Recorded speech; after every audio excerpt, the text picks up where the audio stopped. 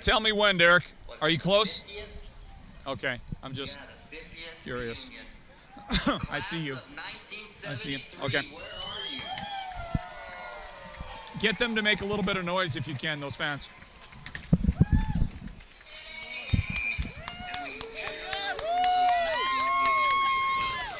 They sound pretty good. That sounds pretty good.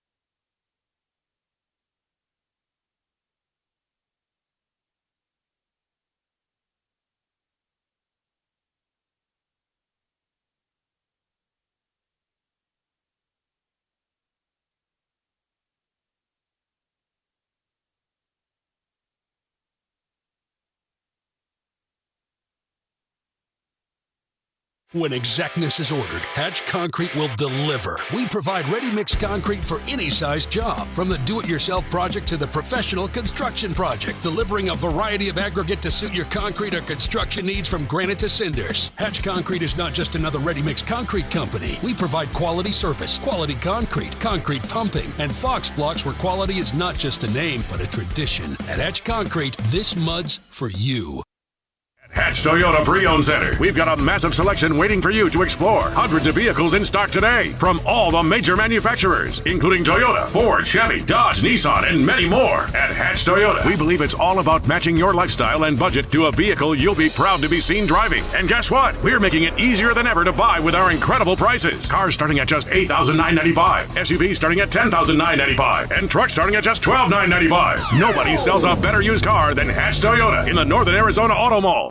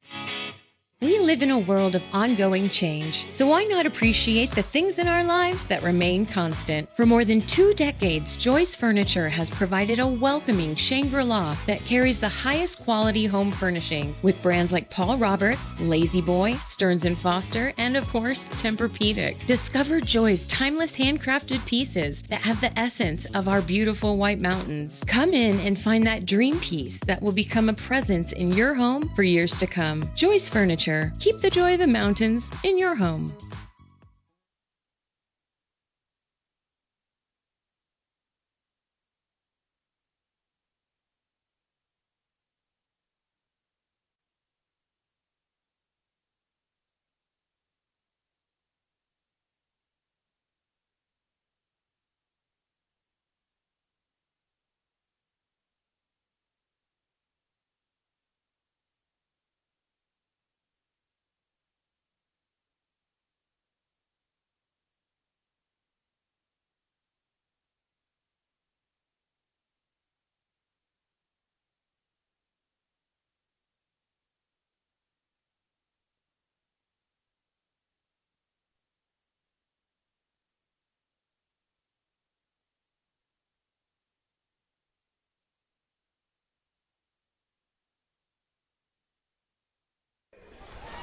Number 10, Chris Chateau. Number 22, Monster Rios.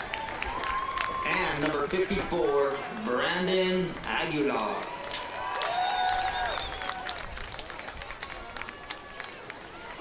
Looks like Blue Ridge won the toss and they have chosen to defer to the Bulldogs.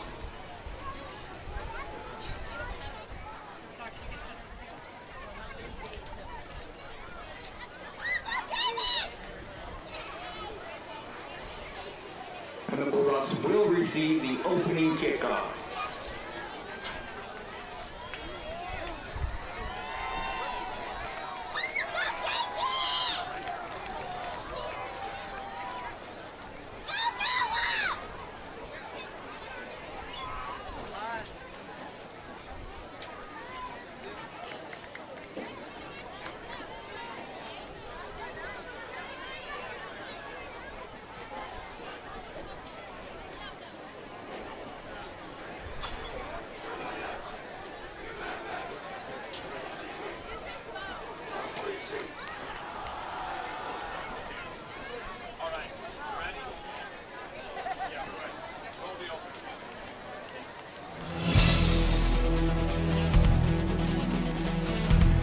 It's time to tee it up and kick it off. It's time for the Sports Zone Radio Game of the Week. Presented by Hatch Toyota. Sports Zone Radio brings you unmatched coverage of football from around the White Mountains and beyond. No one does it like Sports Zone Radio. And now you can live stream HD video of our broadcast coverage exclusively at sportszone123.com and on the Sports Zone Radio mobile app. All part of the Hatch Toyota Friday Night Football Show. The Sports Zone Radio Game of the Week is presented by Hatch Toyota. Chaz Hatch refuses to lose a deal over $1. Hard-hitting broadcast coverage of White Mountains football is up next.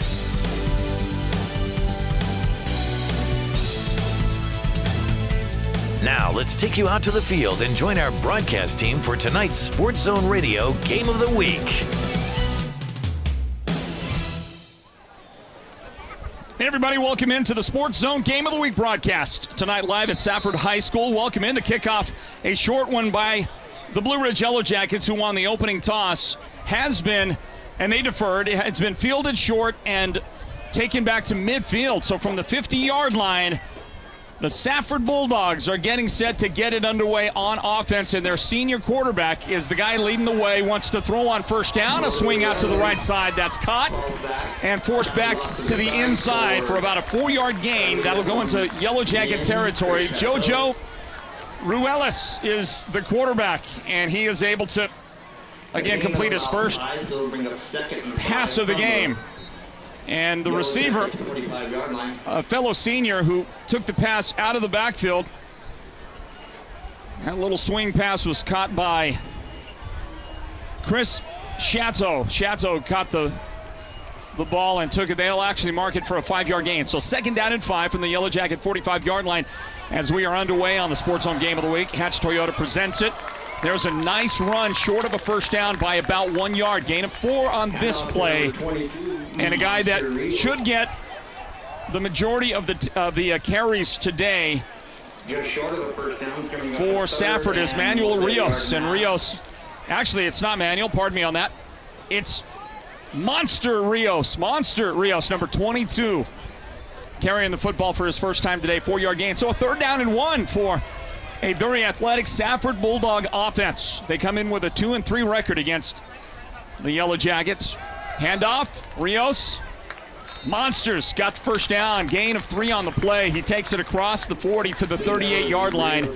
And the Safford Bulldogs pick up their first down in this one. An offense that really does have a lot of weapons, can move the ball well. Their quarterback is a young man that will be called on to do a lot today. He does run the ball a lot for Safford. Jojo Ruelas. He also likes to dance around the pocket a lot. Throws deep, and that's going to be an overthrow. David Simmons, the safety, the closest to the play. It is incomplete and well overthrown. I think that Ruelas expected his receiver to go much deeper than he did. Fortunately for the Safford offense, that was an overthrow of everybody. There wasn't anybody in the neighborhood on that. And so it'll bring up 2nd down and 10. The ball at the Yellow Jacket 38-yard line. Floyd Simmons here on the play-by-play call, everybody. And we have had to put together a team on this broadcast tonight because of the traveling, the distance, the location at Safford. We get, by the way, the first penalty of the game. Hey, there's our look up there. Floyd Simmons right here. That guy is our technical director. That's Sean Ulvestad, and the young lady, beautiful young lady right next to me is the lovely Sonia Simmons, our statistician. And we'll introduce a new young man, brand new guy, giving us the look on that shot right there, camera 1. A local student here at Eastern Arizona College. Here's a quick flip to the right side. Rios has it, escapes 2 tacklers, spins ahead, and a great gain. He'll go down. It was really the spin cycle that took him down. His own spin was responsible, I think, for that tackle. And we'll check it for you. How about a gain of 8 on the play? It'll be a very long 2 yards to go on third down for the Safford offense.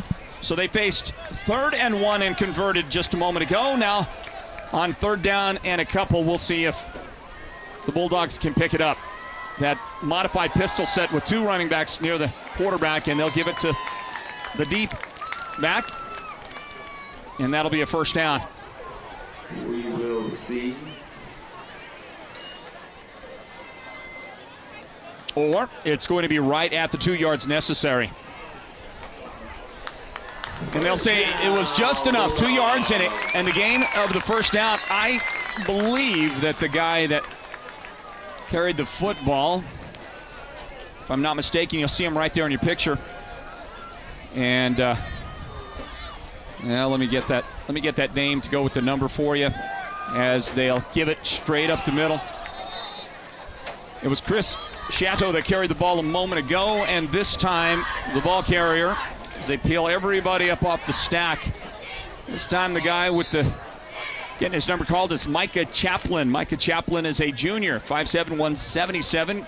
Good size, low center of gravity. He'll come off the field right now after that last carry, and he got 5 yards the gain. So steadily, Safford moving the ball down the field after opening with the possession at the 50-yard line. And they've got the ball inside the 25 now. All right at the 23-yard line of Blue Ridge. Handoff. Rios, nice job escaping the first contact, the first would-be tackler for the Yellow Jackets. I think that was Aiden Olguin who was able to get in there, and the ball is forced out, coughed up. You see a shot on David Simmons right there. Was he the guy that recovered? The ball did come out. And a battle down beneath the pack, and it was David Simmons coming up with it. I didn't see again. We'll look at the replay one more time so that we can see who forced that fumble for the Yellow Jackets defense. It looked like it was the second man on contact. You see Hunter Krause right there, but on the other side of the play is the guy that I think forced it out, and I think that is Carlo Harris carrying the ball. And the Yellow Jackets want to run on first down after they force the first turnover of the game, and they'll give it to Jace Barton. He gains 2 yards around the left side. Now they'll reassess. That's a 1 yard gain, 1 yard pickup on the play for for Jace Barton, and it's second down and 9. Barton, the single setback behind the sophomore quarterback, Luke Berlin, with 2 receivers out to the right, a solo to the left. That's David Simmons. Watch him. He is the favorite target in this Yellow Jacket attack. David's had a great year through 5 games played for the Yellow Jackets. Handoff to Barton again, and he didn't get a lot of help on the right side. It collapsed quickly, and 2 defenders were right there to meet him. Gain of another yard on the play. Third down and 8, and now the Yellow Jackets likely to put the ball in the air. So a third down play straight ahead, and the Jackets are going to switch out an offensive lineman. Unusual. Maybe one of the guys. No, don't tell me that the Yellow Jackets are going to have to call a timeout right here on third down and 8. Taking a long time getting ready, getting set on offense. And we'll see if they get the snap away. They do. Berlin looks left, and he's going to throw against the solo receiver in man-to-man coverage. Run left side, that's David Simmons, the intended receiver. And defensively, the guy that was there was Isaiah Alvarado, and he did a good job. That's actually the safety that picked up Simmons. And he is sticking with him all the way. You see David there with the hands come up, asking for help? I don't think so. David. That's just great coverage. And I know David because he eats all the food at my house. David unable to come up with a ball, and on fourth down and 8, the Yellow Jackets are forced to punt. That'll roll around and bounce and nearly hit one of those return men for Safford. Downed by the Yellow Jackets at the Safford 48-yard line. So for a second time in a row, as you look at the great crowd here, it's homecoming tonight for Safford, and so they have varying classes out there. The class of 73, I think, showed up with 60-something representatives from the graduating class. How do you get 63 or 5 or however many people to come from 1973 to be here? But they did. It's a great job, Safford. And other classes reuniting as well here tonight on homecoming. The Safford Bulldogs get the ball for a second time today. Starting again with great field position. They're at their own 48-yard line with the ball. And that is going to be picked off, intercepted, and an open field around the left side. The Yellow Jackets force yet another turnover. This takeaway is an interception for the Yellow Jackets. Big play defensively. You'll see the overthrow. Trevor Byers is a junior defensive back for the Yellow Jackets, and he did a great job. Great concentration by Byers, because your first play, you're thinking about the receiver's going to have that ball, right? But Byers did a great job. You see him tackled, and the Yellow Jackets have great field position after taking the ball away from Safford for a second time. 2 weeks ago, the Yellow Jackets gave the ball away. 4 interceptions in the first half of their homecoming loss to Mingus. Tonight, early on, they're doing the same thing on homecoming for Safford. Taking the ball away. And again, hands off to 41, Jace Barton. Straight up the middle. That's Barton carrying the ball. 2-yard gain for Jace on that play. Second down and 8. Straight ahead. The ball is right at the 17-yard line of Safford. What a start for Blue Ridge. They force a fumble. Get that one. They take that away. And then Byers with the interception just a moment ago. Check the alignment. Caleb Mink split to the right. There's a slot on that side of the formation for the Yellow Jackets. They want to throw. They're looking left all the way. And on a slant with 4 defenders surrounding David Simmons, Luke Berlin is going to try to sneak that one in there anyway, and it's incomplete. And looks like David might have got hit up high on that. Look at that. The linebacker was in there respecting. Look, it's kind of a, well, that was a big hit. Right there, Simmons taking a shot just below his face mask, and that he was feeling that one, still feeling that one right now. Look, there's no secret. It's David's going to get targeted a lot, and the Bulldogs have 4 defenders around there. Somebody was wide open somewhere else. We'll see where they throw. The wheel route this time, and pretty good defense to shield the receiver on that side of the field. The receiver is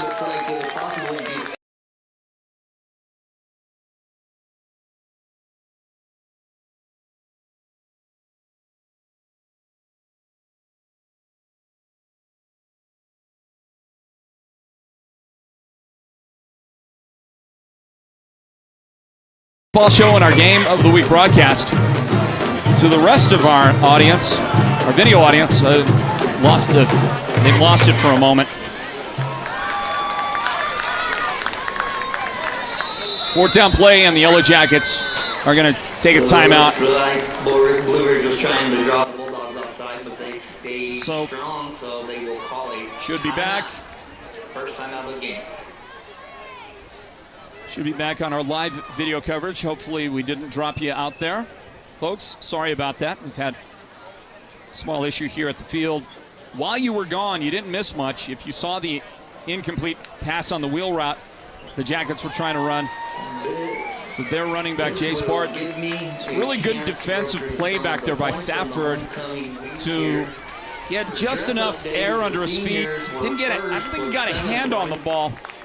Might have been Carlos Arbizo out there on that side of the field defensively. I think it was Carlos that was able to kind of prevent with his hand waving up there, prevent the completion to Jace Barton. And then the Yellow Jackets called timeout. So I don't think you missed anything on the video. 4th down and 8. The Jackets going for it all the way. The ball at the 18-yard line of Safford. We'll see where they're going. Looking left, throwing that direction. The comeback, great route by David Simmons, and he is going to spin around and put the move on the defensive back to take that in for a touchdown. Wow, what a job by Simmons. He was able to break off the routes so quick as he gets out of his cut. He made the catch out there near the sideline and then just spun around the defensive player, unable to make that adjustment. Simmons went right by him into the end zone for the Yellow Jackets' first score of the night. That's a touchdown. 18 yards on the pass play to David Simmons. And a touchdown for the Yellow Jackets. They're going to go for two. Handoff right side. Trying to get the push. Carlo Harris, and the linesman on the near side says he didn't break the line. It was close. He got the ball in the air, but didn't break the line. And we'll grab a timeout, everybody. 5:15 on the clock, first quarter, and Blue Ridge gets the first points after two early takeaways by their defense. 6-0 Blue Ridge in front. The Sports Zone Game of the Week is presented by Hatch Toyota. Back in just a moment. What's your style? Classic, farmhouse, yeehaw, antique, contemporary, European, bonjour. The Furniture Gallery, located in Snowflake, are the experts to not only help you discover what makes you, you, but they'll do it with your budget in mind. The Furniture Gallery doesn't just sell furniture. They help you turn a house into a home where families laugh and celebrate, share a meal, and create lasting memories. At the Furniture Gallery, they'll do whatever it takes to make you a customer for life. Have you heard the big news? White Mountain Regional Medical Center in Springerville is bold in their approach to upgrade and improve your healthcare experience. Not only do they have professional, experienced providers that service a wellness clinic, laboratory and physical therapy services, and imaging and surgical services, they are also expanding their ER facility and capabilities. White Mountain Regional Medical Center strives to enhance the wellness of your community, one patient at a time. Sorry about that. The team at Beeman Well Drilling is like a great football team. They work hard, they work as a team, and they play to win. Their reputation is second to none, and they proudly call the White Mountains their home, even though they complete projects throughout the entire southwestern United States and beyond. No project is too big or too small for Beeman Well Drilling, so when the time comes for you to punch a hole in the ground, remember the White Mountains' top well drilling team, Beeman Well Drilling. Call anytime, 928-205-7647. Go deep with Beeman Well Drilling. Ball. They have turned it over on an interception. The Yellow Jackets have the lead. There is a blindside block. Jace Barton took a big hit. The receiver says he had his arms extended, and you can make that block if your arm's extended. That should be an unnecessary roughness call on the guy blocking. I believe that was Arbizo, Carlos Arbizo, right? You're taking another look at the touchdown reception. Sorry about that, guys. Let's stick on the action down on the field for a little bit here. We can get back on that replay later on when we have a more opportune time. That was a big hit, 15-yard penalty targeting. Do we have a replay of that last look? Can we look at that? I just want to see if he had his arms extended. You can block a guy that doesn't see if your arms are extended. And we don't. We don't have that. So cut to live. Go ahead and get back to live. Let's just get back to the action, fellas. Okay, the ball is at the 37-yard line of Safford. That's the worst field position they've had in the entire game. And the game isn't that old. We've only played 7 minutes of football so far. Safford in very unfamiliar territory. They're on 37-yard line after that 15-yard step off from the line of scrimmage. The Bulldogs have shown already early in this game that they can move the ball, and I like the weapons they have. They'll fake to two guys in the backfield, dump it out. Nope, that pass is not going to be caught. It was a well-thrown ball. Carlo Harris was the nearest defender, the receiver. Chris Shadow could not bring it in. So Shadow is guilty of dropping it there. Ball goes back to they mark it at the 38, but it's really supposed to be the 37, and there comes the umpire to reset the football back to the 37-yard line. It's second down and 25. JoJo Ruelas, the quarterback. 6'1", 160. It's a great size quarterback for a 3A team, and he will quickly fire, and too high, tipped, and incomplete. Dangerous in doing so as well. And on that side, the intended receiver was Isaiah Alvarado. Unable to haul it in. There's the guy in coverage for the Yellow Jackets who already has an interception today, Trevor Byers, the junior at 5'9", 154 for the Yellow Jackets. So with the incomplete pass, clock stops here, 4:48 remaining first quarter. It is third down and 25. Third down and 25.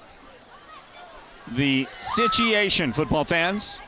6-0 Blue Ridge in front of Safford. Hey, by the way, coming up on Tuesday, the AIA's power rankings for the first time this season will be announced. There's an incomplete pass. And that's going to go incomplete. Hold on, don't move the down marker. They'll move the down marker. They move the down marker. They move the chains. They got way ahead of themselves. That's just an incomplete pass, everybody. The Yellow Jackets thought they might have, because of the way he flipped it forward, might have thought, well, that's going to be a fumble. That's a drop. But that is not. That is an incomplete pass. What in the world is going on? The officials have ruled that the Yellow Jackets have the ball. The guy did not catch the ball. There's the well, okay, hold on a second. Did he fumble instead of I thought from my vantage point initially on the look at that again real quick. I thought that he flipped the ball, a forward pass.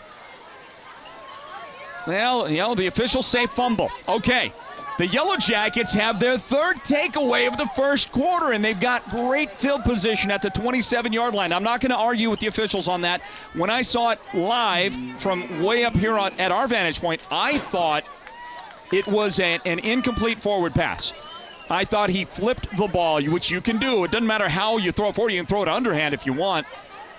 And I thought it was flipped forward. Okay.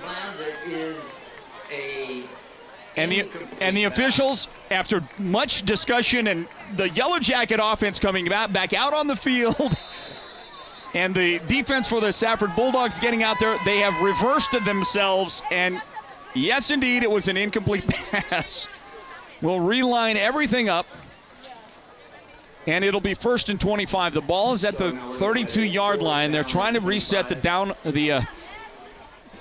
10-yard marking chains. The down marker is at the 32-yard line. 4th down, the punt team is on for Safford, and they'll kick it away. Angular, and it's going to go out of bounds. Look at the way they're marking this. That ball's near the mid. That should be near the midfield mark. They're marking it at the 38-yard line. What is going on today? I am not quite sure, but maybe there's a haze on the field and vision is a little blurry. That ball should have been marked somewhere near midfield, the 50-yard line. It went wide out of bounds, way out of bounds. And the angle would have crossed somewhere near the 50-yard line. Well, it doesn't matter. The Yellow Jackets, it's only 12 more yards, right? So there you go. Let's throw that scoreboard up for the folks. That wouldn't hurt. And with 4:38 on the clock here in the first quarter, 6-0, the Yellow Jackets lead Safford. They're going to get the ball back. Rolling left, Luke Berlin with a nice throw. David Simmons up tall, gets it, and that should be a flag on the tackle. That should be a flag. Not really going to happen. No flag there. Fine. Okay. So 12 plus 5. That's a 19-yard gain and a first down to the 43-yard line. My goodness. So that's what we do today? That's considered a clean tackle today? Okay. I thought we were protecting players out there from hits and plays like that. Interesting.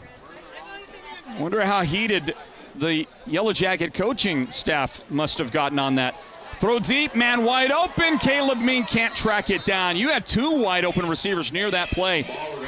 Somebody did not stay with Mink as he went deep.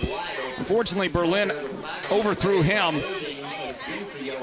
Samuel James was also open right there as he was breaking out on that play. So a couple of options. Berlin had both of them. There's Simmons again. Watch this. Okay, all right. Pile driver.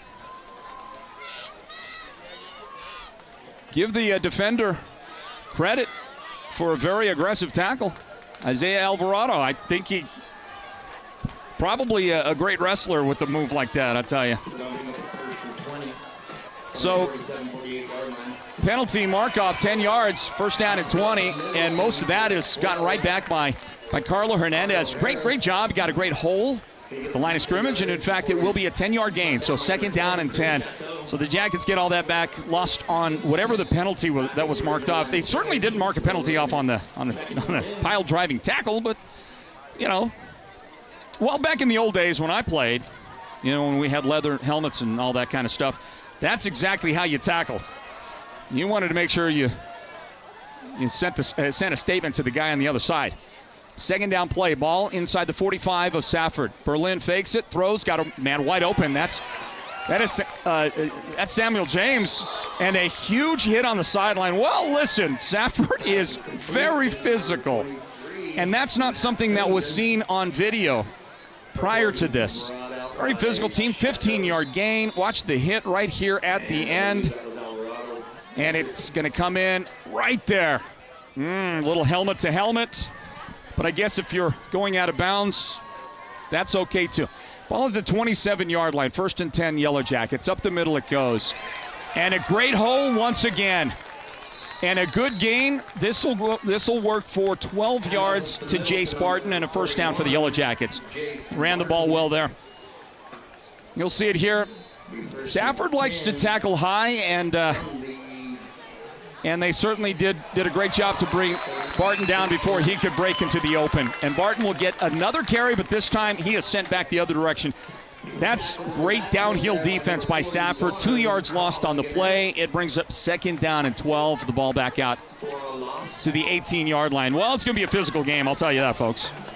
And you're watching the game out there, expect a lot of physicality. If the Yellow Jackets decide to rise to the occasion and meet their opponent in the same way they're playing, this is going to be a physical night here at Safford High School. Handoff left side, and a big pile up there. Get back a yard of that which was lost a moment ago by Barton.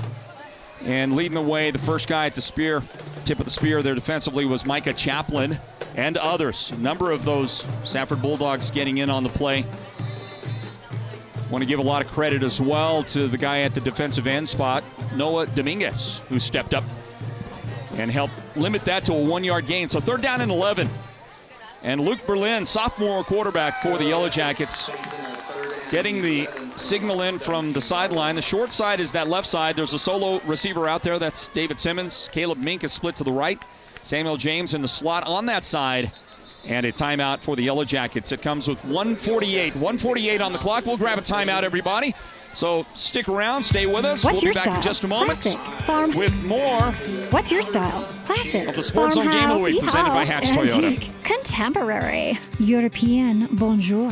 The Furniture Gallery, located in Snowflake, are the experts to not only help you discover what makes you, you, but they'll do it with your budget in mind. The Furniture Gallery doesn't just sell furniture. They help you turn a house into a home where families laugh and celebrate, share a meal, and create lasting memories. At the Furniture Gallery, they'll do whatever it takes to make you a customer for life. Have you heard the big news? White Mountain Regional Medical Center in Springerville is bold in their approach to upgrade and improve your healthcare experience. Not only do they have professional, experienced providers that service a wellness clinic, laboratory and physical therapy services, and imaging and surgical services, they are also expanding their ER facility and capabilities. White Mountain Regional Medical Center strives to enhance the wellness of your community, one patient at a time. The team at Beeman Well Drilling is like a great football team. They work hard, they work as a team, and they play to win. Their reputation is second to none, and they proudly call the White Mountains their home, even though they complete projects throughout the entire southwestern United States and beyond. No project is too big or too small for Beeman Well Drilling, so when the time comes for you to punch a hole in the ground, remember the White Mountains' top well drilling team, Beeman Well Drilling. Call anytime, 928-205-7647. The Yellow Jackets will try to roll out to the right on that 3rd down play, and Luke Berlin is going to get smashed.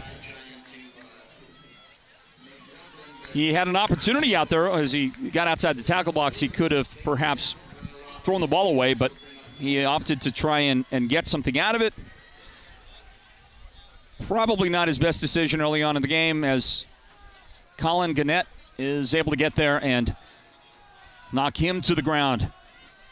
Short of the line of scrimmage, lost a couple of yards on the play. Here comes 4th down and 13 for the Jackets. 4-down territory for them. Ball just inside the 20-yard line. Whistle and a false start on the Yellow Jackets. So they'll mark 5 yards off on this play and reset. Do it again. It'll be 4th and 18. The ball at the 24-yard line of Safford.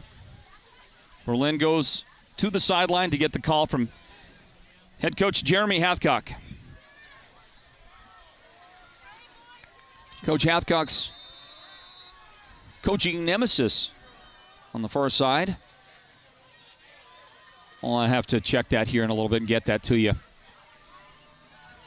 Looks like the same play, throw left side, back shoulder, that's intercepted. Thrown way short of the target, unless that was James. This one returned nicely, and tackle made from behind by David Simmons. He forces it out, and the Yellow Jackets make the recovery. David Simmons, kind of famous for the chase down. We've seen him do it earlier this season against Mingus. Isaiah Alvarado on the interception, and he was off to the races. Let's see if it did come out. There's Simmons chasing Alvarado, and the hard hit forces the ball out, but they may have said, nope, they did. That was a fumble, and it's recovered by the Yellow Jackets. Wow, Blue Ridge has 4 takeaways now. They've given up their first turnover on that interception, but Blue Ridge gets it right back. The Yellow Jackets have got to figure out how to turn some of these opportunities into points, because Safford's going to start taking care of the ball a lot better. You can't expect him to keep turning it over. Little screen outside, Samuel James, and Samuel is going to step out. One thing is for certain. The Bulldogs are going to keep finishing plays on defense, and for the Yellow Jackets, they've got to match them in intensity level, because the Safford Bulldog defense is bringing it. 1 yard gain on that play to James. So second down and 9.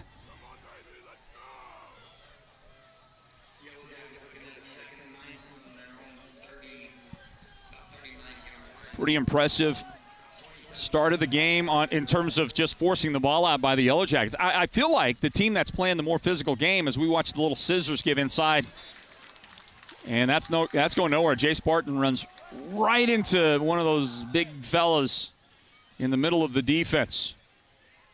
And if I'm not mistaken, that's number 66 in the heart of that defense. Looks like Joel Cortez.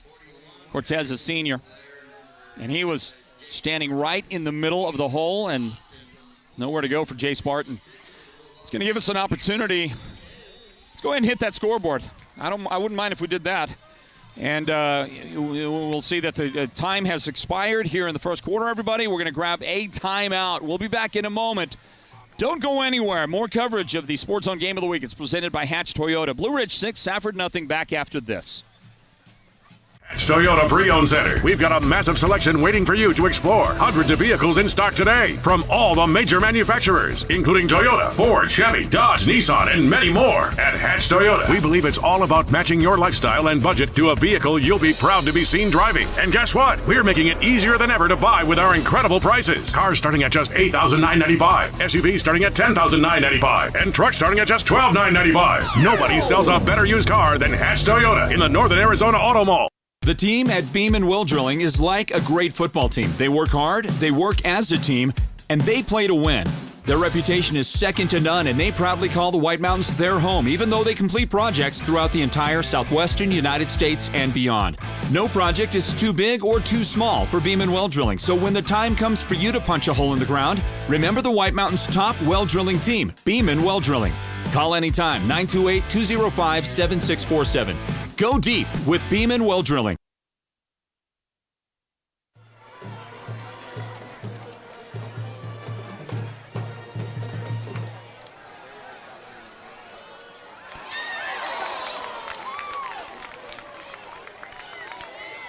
Well, the Yellow Jackets are going to throw again, and Luke Berlin has had a bit of a habit hanging up his receivers a little bit today, and he's going to hang David Simmons out to dry. But David, I know him pretty well. He's a tough guy. He'll take the hit. He did there. Takes a big hit from Alvarado. More good physical defense. Simmons able to haul it in, and a first down for the Yellow Jackets, working right now from their own 39-yard line. Motion out of the backfield. It goes empty for Berlin. He's got some time. He'll have to escape. And he runs into another defender. Tried to get away. I think he needed to just set his feet and fling the ball, but Xavier Owens is able to meet him in the backfield. Quarterback sack. Loss of 9 on the play. Loss of 9. Ball back to the 40-yard line. And it is going to be second down and a country mile here. 19 to go on the play. Did you get yardage on that last pass play?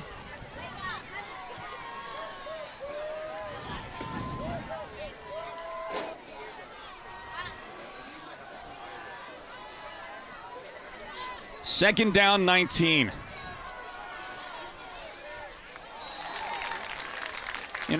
Pass intended for Caleb Mink. He couldn't stretch his hands out far enough to haul it in, and so it is incomplete. There for the Bulldogs, number 19, Carlos Arvizo.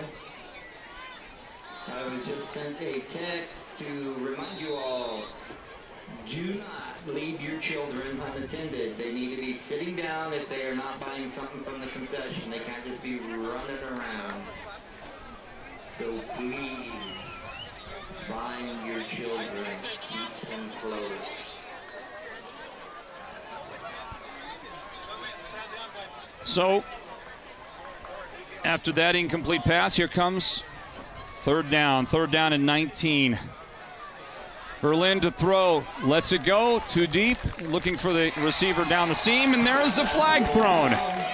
That was over the head of Jace Barton. I think that the Yellow Jackets are going to get a pass interference right here.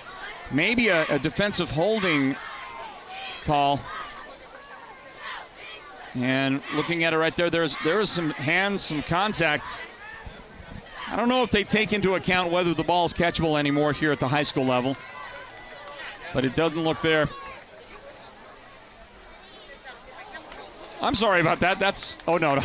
They almost called pass interference, and they signaled against the Yellow Jackets, and then they changed and now signaled it against the Safford Bulldogs. Well, you know, it's been a little bit of a tough night for this officiating crew, but it's early. They can get it together. Third down and 4 after they mark off the pass interference.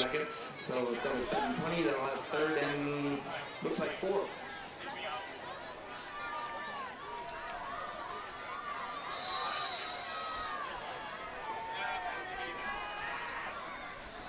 Third down and 4.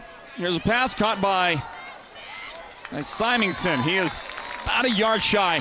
Needed 4. I think Symington is going to get 3 on the pass caught on the far side of the field. That's Matt Symington. He is a senior, 5'9", 153.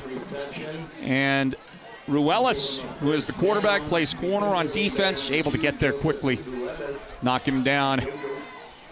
Well, I guess he got to the line to gain, so give him 4 yards. 4 yards to the pickup. They have moved the chains. Didn't look like he got there to me, but hey, listen, the officials are a lot closer to the field than I am, so first down is the situation. The ball just outside the 40-yard line of Safford, a 6-0 Yellow Jacket lead, but can they do something about putting points on the board with the takeaways they've got? You got to believe that Safford's going to, at some point, going to be able to correct those issues, protect the ball a little bit better, not throw the ball into the hands of the wrong guys, wrong jerseys. They clean all that up, then many of these opportunities early the Yellow Jackets have had, as you watch the overthrow of Byers. Berlin could not connect with Byers on the post route. If Safford is able to clean those up, the Yellow Jackets are going to find themselves, well, with a little tougher go on offense. And they have to try to figure something out, set up the screen, and it was developing well early until the very smart defensive play turned in by Noah Dominguez. I don't know if Noah was a down lineman who dropped or if he's playing linebacker, one or the other, but he was all over the play. Didn't go so well. 2 yards lost on the play to bring up third down and 12. The Jackets in definitely a throwing situation. Caleb Mink split to the right. There's a slot on that side. David Simmons. There's all kinds of confusion. Byers on that side of the formation as well. Solo to the left is Symington. He's got man-to-man coverage. I might go after Symington if I'm the Yellow Jackets right here. But they're going to look to the right, throw to the slot. Pass is caught by David Simmons, and he is going to stretch and might have the first down. Needs 12 yards to get it. Pretty good route. And then he stuck his foot in the ground after the catch, dove forward, and I think David's going to get it. Great job there. The stretch out, the lean out. And he's a little bit short of yardage necessary, so a yard shy. So gain of 11 for Simmons on that last play. And by the way, 21-0, Round Valley in front of Sholo, but look here, a touchdown. Harris on 4th down and 1. 31 yards to the house, and the Yellow Jackets have a 2-touchdown lead here with 8:17 on the clock in the second quarter. Well, I was given a message to look and check a first-half score at the Round Valley Dome, and all Carlo Hernandez was doing was going right to work. He got a great little seam, and you see him squeeze through right there on a great look from our camera, too. Good job, Derek Simmons. Giving us the look and well, I guess it's coming back. That was a 41-yard touchdown. Not 40, a 31-yard touchdown for a moment. It'll come back, and I'm not sure what they're marking off 7 yards. So was that a penalty past the line of scrimmage? Is that what that was? And they marked it back maybe 10 yards? I didn't see what the official called on that. My apologies. 4th down and 8. The punt team is on, so take that touchdown off the board. Stays at a 1 touchdown and 6-0 lead for the Yellow Jackets. This one is going to bound and bounce into the end zone on the end-over-end punt. And the ball comes out to the 20-yard line after that for the Yellow Jackets. Luke Berlin and the offense will come on back for Blue Ridge. Starting from their own 20-yard line. Thank you for joining us, everybody, on this broadcast.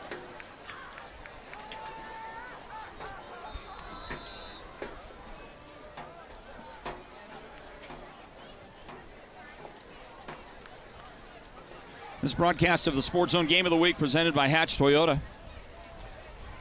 And we've got 8 minutes and 8 seconds left in the first half. The Mountain Mobile Auto Glass halftime report comes up at the break.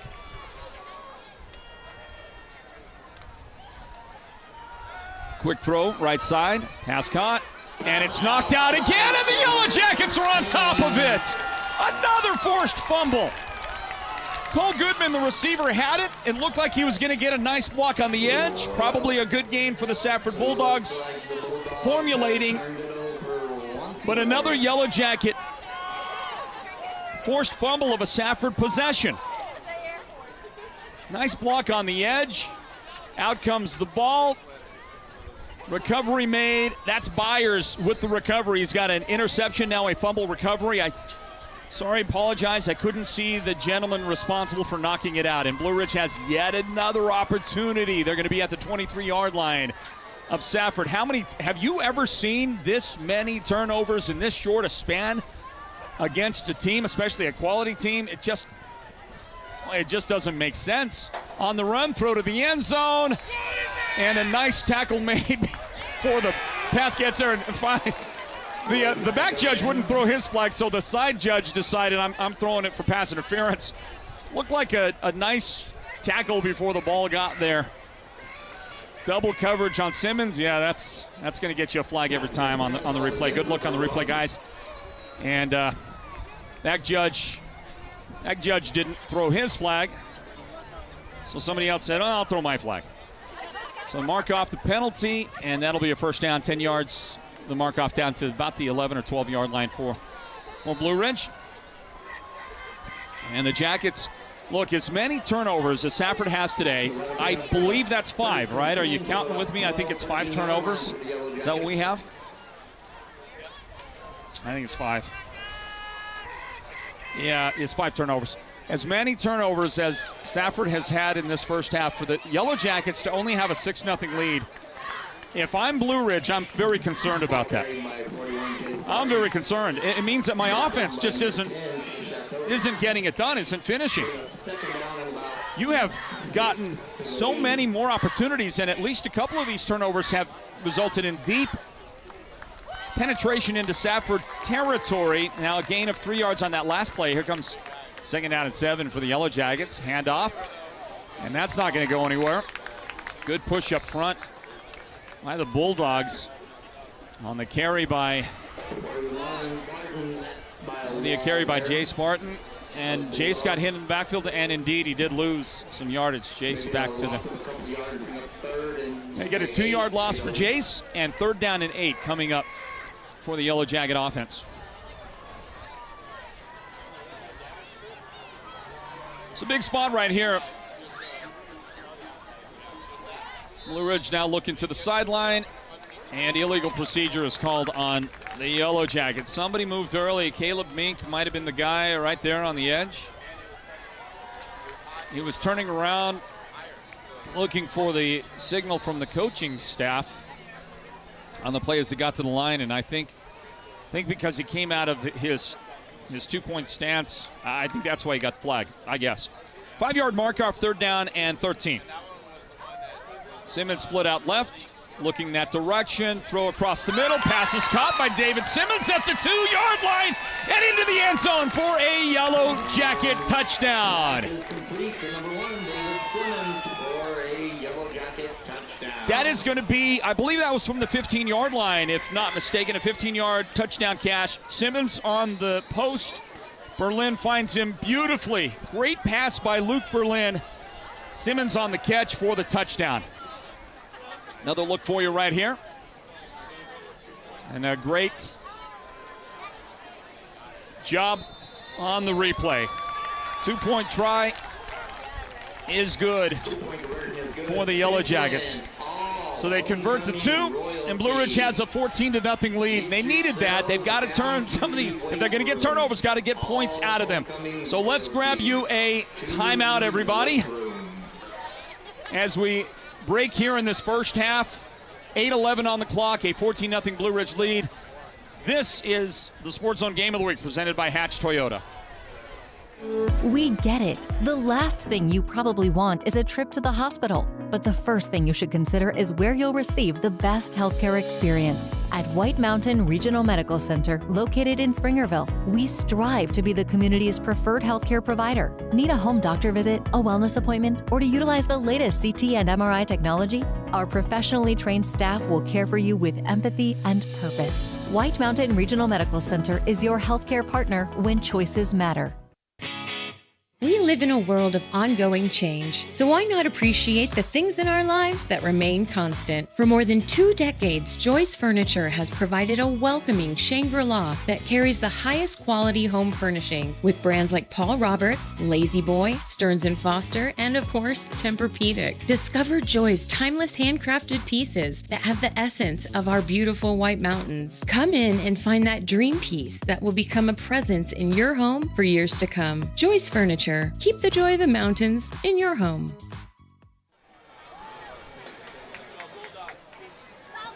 So about a 46-yard return.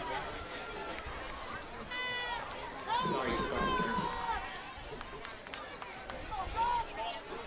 So the ball ends up after a great return by Safford. You're looking at the replay there. That is a great job by Alvarado. Isaiah Alvarado gets it to the Yellow Jacket 29-yard line.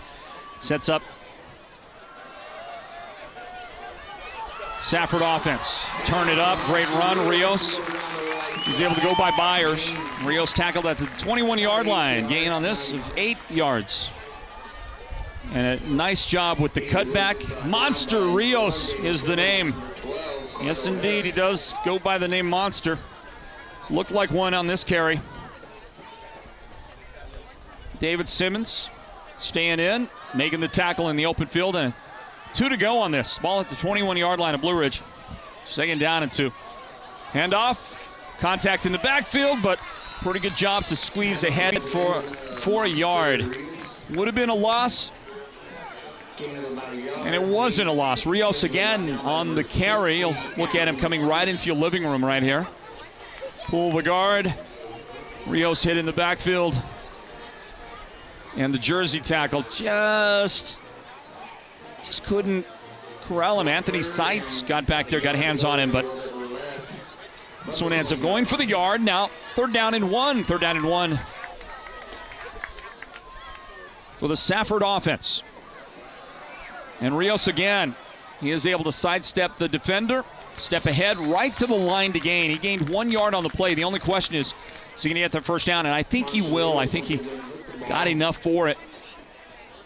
Good job by the Yellow Jacket defense, but still, when you only needed a yard and really just about 2 feet to go, it's going to be tough to stop him. Carlo Harris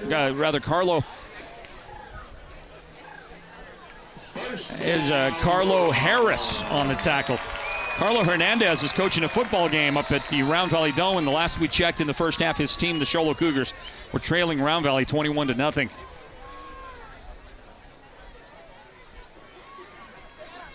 So first down play, the ball inside the 20. About the 19. Rios up the middle. Boy, tough customer, and he's going to gain another first down.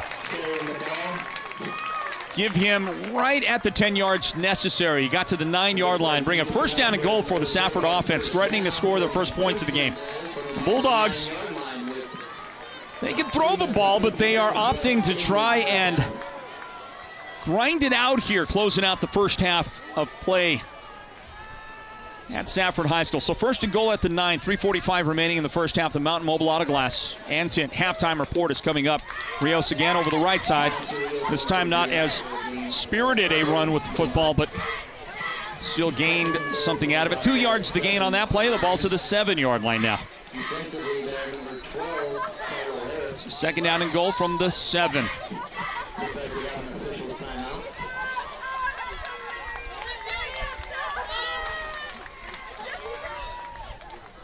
Bulldogs taking a lot of time in the backfield. Now they're going to wind the clock, get it going. And we're under 3 minutes and 20 seconds remaining in the first half. Thank you to White Mountain Regional Medical Center, the hospital in Springerville. White Mountain Regional Medical Center presents the Sports Zone's Player of the Game at the end of every one of our broadcasts. Rios over the left side this time. Jay Spartan hits him high and then gets some teammate help at the 3-yard line. So a gain this time of 4. 4 yards the gain by Rios, and just a steady dose of that running back right there. A very steady dose of Monster Rios. They list him at 5'6", 130. I'm going to say he's a little bit heavier than 130, but he's not the biggest guy out there, but runs with so much heart. And he got folded up pretty serious on that play. You see the guy coming in at the top of it, making the play defensively.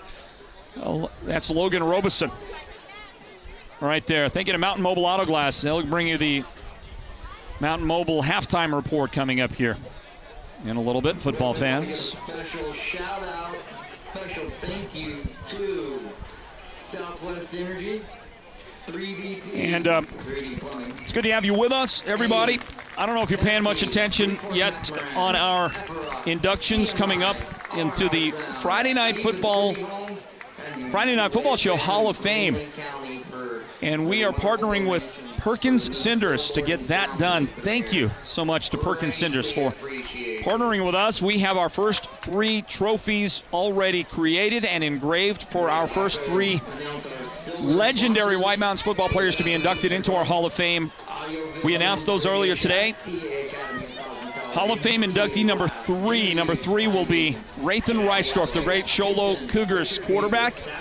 Inductee number 2 will be the otherworldly running back for the Blue Ridge Yellow Jackets, Scooter Sprott. And Hall of Fame inductee number 1, the great Snowflake Lobo, Brett Brewer. The ball at the 3-yard line for Safford. And the snap is hard to handle. Scooped up, race around the left side, and what an adjustment! Monster Rios took what could have been a mini disaster for the Safford offense. Scooped up got the bounce, went around the defense on the left side. That's a touchdown for the Safford Bulldogs. Great job. And into the end zone. Touchdown Bulldogs. So Safford gets points on the board. They trail now 14-6 as we await the outcome of the point after. Then we'll go to break. And we'll do that after we find out if the Bulldogs can tack the kick on. Michael Chavez is out there to attempt out of the hold of his teammate, Carlos Arbizo. Good hold, great kick, and he'll split the uprights for the point after. It's 14-7. Blue Ridge now the 1 touchdown lead here in the first half. 2:40 till halftime. Stand by, everybody. This is the Sports Zone Game of the Week presented by Hatch Toyota. exactness is ordered, Hatch Concrete will deliver. We provide ready-mix concrete for any size job, from the do-it-yourself project to the professional construction project, delivering a variety of aggregate to suit your concrete or construction needs from granite to cinders. Hatch Concrete is not just another ready-mix concrete company. We provide quality service, quality concrete, concrete pumping, and Fox blocks where quality is not just a name, but a tradition. At Hatch Concrete, this mud's for you.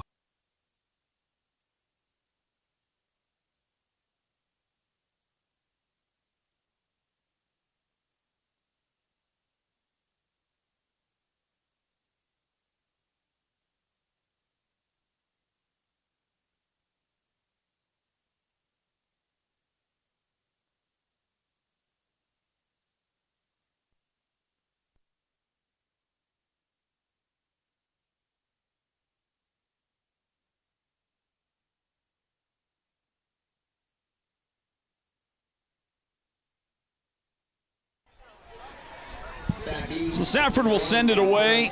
David Simmons reaches out, picks it up, and after a short return, he is taken down short of the 20-yard line, right at the 17.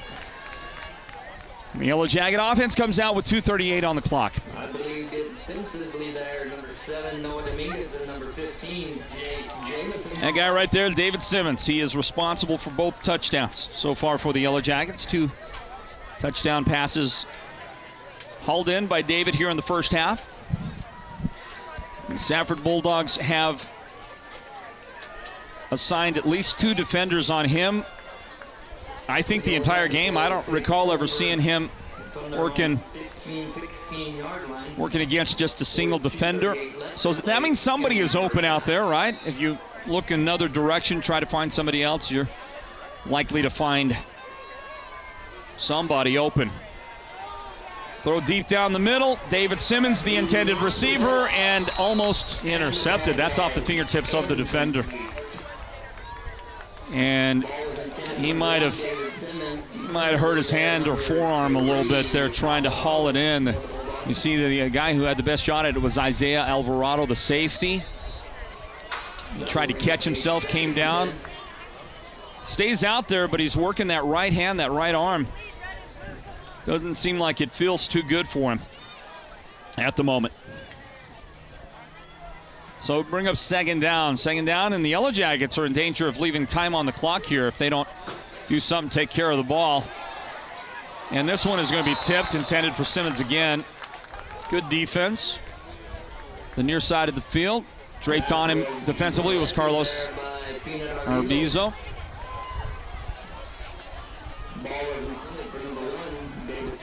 Yeah, he draws a crowd wherever he goes. That ball was, you could argue, probably should have been picked off by the Safford defense, but wasn't.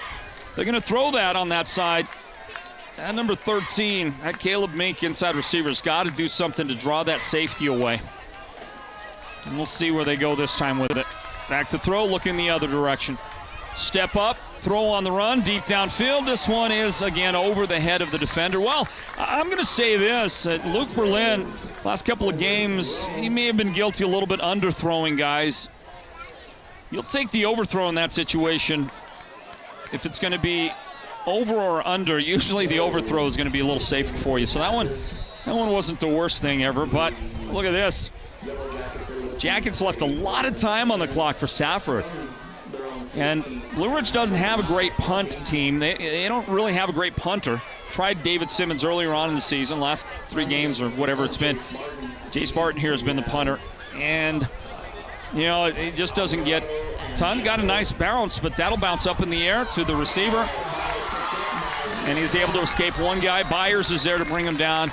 And good field position with a lot of time for Safford. And the Bulldogs, I believe the Bulldogs have 2 timeouts. It's hard to tell. They're not sharing that information on the scoreboard with us, so I don't know exactly how many timeouts, but I do think it's a couple of timeouts remaining for Safford and a short field. So they're at the 42-yard line of Yellow Jackets. Blue Ridge, I don't think Blue Ridge can really stop the running game that Safford has. They haven't shown it yet outside of forcing the ball out. When they are able to force the ball loose, they were able to stop that running attack, but they hadn't been able to do that all that successfully if Safford protects the ball, and they've done a better job of that lately. Here it comes, the first down play from the Yellow Jacket 42. Directing traffic, a big hit. Quarterback gets knocked down hard. No flag comes out. It's incomplete over the middle, and wow, what a defensive play by Hunter Kraus. He was able to avoid an unnecessary roughness call. The ball you saw came out on the pass attempt by JoJo Ruelas, the quarterback. He took a huge hit there. And good timing on that hit by Hunter Kraus coming downhill, getting there just on the release. The referee watched it the entire way. I was looking to see if he was going to throw a flag, and he did not. Handoff up the middle. And that'll be a short gain for Monster. Monster Rios to the 40-yard line, 2-yard gain on that play. Clock is counting down to 1:40 and counting down. We have, because of our travel here and commitments from some of our normal team on our production, we get a Safford timeout here with 1:34 remaining in the first half. We're going to run a quick 30-second timeout, a 30-second commercial. Let's get a word in from Hatch Concrete, everybody. Hatch Concrete. We'll be back here with more first half action right after this. The Sports Zone Game of the Week presented by Hatch Toyota. When exactness is ordered, Hatch Concrete will deliver. We provide ready-mix concrete for any size job, from the do-it-yourself project to the professional construction project, delivering a variety of aggregate to suit your concrete or construction needs from granite to cinders. Hatch Concrete is not just another ready-mix concrete company. We provide quality service, quality concrete, concrete pumping, and Fox blocks where quality is not just a name, but a tradition. At Hatch Concrete, this mud's for you. Monster Rios, 12 carries, 49 yards to lead that rushing attack for the Safford Bulldogs. And in spite of double coverage, and we saw 4 defenders on one play covering David Simmons. They just all happened to be in that zip code when he came in on a pass on the solo side of the formation. David has 5 catches for 72 yards and 2 touchdowns here in the first half for the Yellow Jackets, accounting for both of their scores. So now a third down play, 3rd down and 8. For Safford at the Yellow Jacket 40-yard line. Blue Ridge is rushing. They're blitzing. Going to bring an extra guy, throw over the middle, diving attempt. What an attempt, but it's incomplete. That was as good an effort as you can ask a young man to make. It just was out of the reach of Chris Chateau. Chateau was unable to haul it in. You look at it again as he goes across that defense. He laid out for it. Clock stopped on the incomplete pass with 1:29 remaining in the half, and it's 4th and 8. Safford, 4-down territory for the Bulldogs. So Safford lines it up. 4th down, ball at the 40-yard line of Blue Ridge. Pump fake. Ruelas in trouble, throws deep. And that is going to be just over the reach of the defender, and the Yellow Jackets are called for a pass interference to keep the drive alive. That'll be a 10-yard mark-off and a first down. On 4th down, the overthrow, but Trenton Trickey didn't want to take any chances. And you know what? I got to tell you, I'm with Trenton on this. He got the hand out there, made some contact. It was enough to get the call for sure. And I think if you're Trenton in that situation, better safe than sorry. You give up the first down, but the ball doesn't, like it does at some levels, and it actually ends up a 15-yard mark-off, so fine, the ball goes to the 25. That'll be a first down for Safford. At other levels, that ball is going to be marked at the 1-yard line or half the distance or whatever it might be. But now with 1:20 remaining, I think Trenton Trickey made the right decision to impede the progress of the receiver who had gotten a step behind him. My opinion on that. It gives a chance, though, for Monster Rios and the defense. He is going to go around the left side. David Simmons able to get out there and knock him down before the first down, and he did get knocked down inbound. So the clock is going to continue to run. Let's see if Safford decides anytime soon to spend what I think is their final timeout. You see the tackle in the open field, able to tackle inbounds. 2 yards to go. 2nd down and 8, but the ball now inside the 20, about the 17-yard line for Safford, threatening again. I tell you, I don't know if the Yellow Jackets can stop the running game. They were going to give it to Rios again, but a false start will put it back 5 yards. And then more of that 46.1 seconds that remains here in the half is going to tick off, I think, before the snap can be handled by the Safford offense. So they mark off 4 yards. Yeah, 4-yard mark off on a 5-yard penalty. That's okay. It was 2nd down and 2. Now it's 2nd down and 6. 2nd down and 6 to go for the Safford offense, everybody. The ball goes to the 21-yard line after the step off. And then another marker is thrown, and that'll be offside on the defense. So it just goes right back over there. But here's what happened on that. What happened is 14 seconds came off, marking it back. And now the ball's going to go forward again. And if they mark 5 yards, it'll be, now it's 2nd and 1, you see? So now the ball, where it's 2nd and 1. It was 2nd and 2 a while ago. And then they marked 4 yards off for that penalty, and then they marked 5 back. So a gain of 1 on all of that, but it has cost at least 14 seconds to the Safford offense in the whole exchange. Ruelas takes the snap, gives it to Monster Rios, sidesteps some tacklers down the left side, and Rios goes into the end zone for a Safford touchdown. Monster Rios, a 16-yard touchdown run for the Safford Bulldogs. And right now, this Yellow Jacket defense, you see a great block thrown there. It's a spring. Rios. Let's give some love to that lineman, Alberto Cobos. Cobos with a pancake-style block around that edge as he took Anthony Seitz off his feet. Great block to lead the way, and Rios goes into the end zone for the touchdown. Chance to tie right here. Tie it at 14 going into halftime with 25 seconds remaining in the first half. The Yellow Jackets defensively, that's bobbled, mishandled, ball on the ground, and the point after is not going to be good. Simmons got there before it could develop. And so it'll be a lead for the Yellow Jackets, presumably, depending on what happens with the kickoff. The Yellow Jackets don't make a mistake right here with the ball. They'll take a lead into halftime due to the high snap. Then a couple of bad snaps that have one resulted in a no point after. But a high snap earlier in this half by Safford resulted in their first touchdown. Rios scored that one. Now he scores this touchdown here. So he has both Safford touchdowns. David Simmons has both Blue Ridge touchdowns. And we're virtually tied here going into halftime of the Sports Zone Game of the Week. Thank you to Hatch Toyota for presenting this one. All of our great sponsors out there as well. Great sponsors like Ace Hardware of the White Mountains, to Joyce Furniture. Thank you for the sponsoring partnership of the Game of the Week. This ball is going to bounce, and at the 20-yard line, picked up by Symington.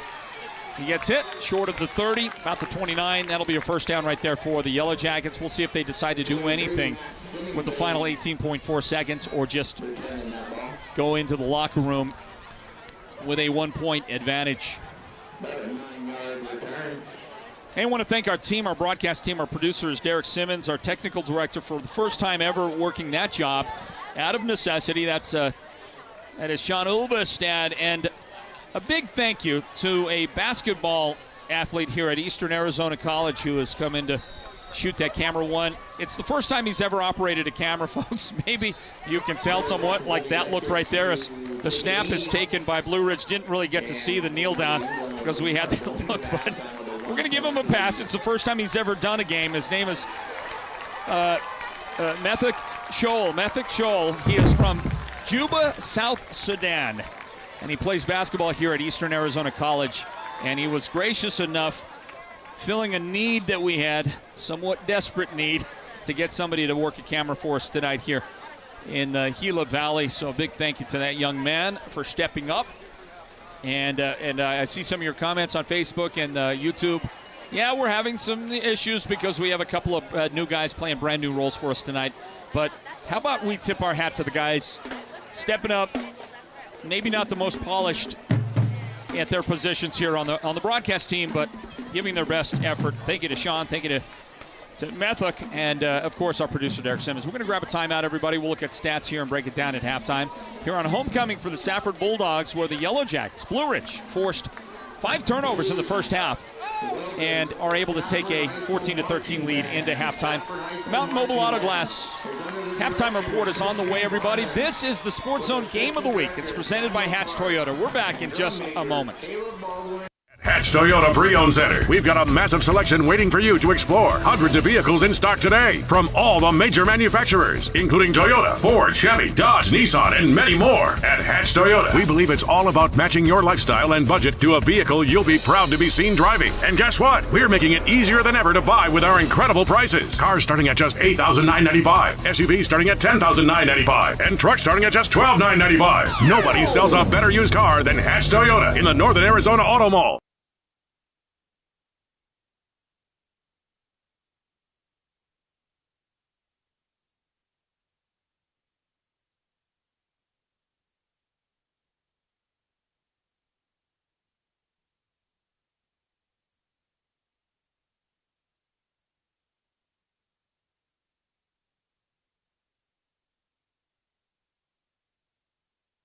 Hatch Toyota Pre-Owned Center. We've got a massive selection waiting for you to explore. Hundreds of vehicles in stock today from all the major manufacturers, including Toyota, Ford, Chevy, Dodge, Nissan, and many more. At Hatch Toyota, we believe it's all about matching your lifestyle and budget to a vehicle you'll be proud to be seen driving. And guess what? We're making it easier than ever to buy with our incredible prices. Cars starting at just $8,995, SUVs starting at $10,995, and trucks starting at just $12,995. Nobody sells a better used car than Hatch Toyota in the Northern Arizona Auto Mall. Don't settle for less on a gift when you can give way more for way less. The Hallmark Gold Crown store in Pine Top goes beyond having the perfect card. Exciting new lines were just released. Bourbon Barrel Foods out of Louisville, Kentucky features gourmet sauces, nuts, and seasonings. Jack Black's Men's Superior Skincare, be manly and clean. And for ladies, Pinkies Up, luxury teas, sugars, cups, and infusers. Open Monday through Saturday, the Hallmark is where smiles are made together. When exactness is ordered, Hatch Concrete will deliver. We provide ready-mix concrete for any size job, from the do-it-yourself project to the professional construction project, delivering a variety of aggregate to suit your concrete or construction needs from granite to cinders. Hatch Concrete is not just another ready-mix concrete company. We provide quality service, quality concrete, concrete pumping, and Fox blocks where quality is not just a name, but a tradition. At Hatch Concrete, this mud's for you. Every home has a story to tell, and your furniture sets the stage. From classic to contemporary, farmhouse to European, the Furniture Gallery will match your taste with the perfect centerpiece or accent. Make each room in your home a place to gather, connect, and create lasting memories. The Furniture Gallery doesn't just sell furniture. They deliver comfort, quality, and unparalleled customer service. The Furniture Gallery, located in Snowflake, helps make a house a home, and they'll do whatever it takes to make you a customer for life. Not only does Perkins Cinders dominate site excavation, driveway building, and underground utility installation, they operate cinder pits and mines where they are literally crushing materials year-round. Don't just finish a construction job, crush it. Perkins Cinders, helping you get a load of this. Win 2 premium tickets to see the King of Entertainment, Mr. Garth Brooks, up close and personal at Caesars Palace in Las Vegas. An $8,000 value. Thank you, White Mountains, for all your votes. Naming Mountain Mobile Auto Glass and Tint the best auto glass company in the White Mountains. And right now, when you choose us for your insured windshield replacement, you get to pick from 2 delicious steak dinners at Cattleman's Steakhouse and 2 movie tickets. Or full-service car washes at the KK Express Wash, or a $100 gift certificate for window tint. And right now, your name goes in the hat to be drawn for 2 premium tickets to see Garth Brooks live at Caesars Palace in Las Vegas, including a room at Caesars Palace and spending money. Call Mountain Mobile Auto Glass and Tint today. 536-5972, Mountain Mobile Auto Glass, cash back. Welcome to the Mountain Mobile Halftime. A complete first half breakdown of tonight's Sports Zone Radio Game of the Week broadcast. This is the Mountain Mobile Halftime.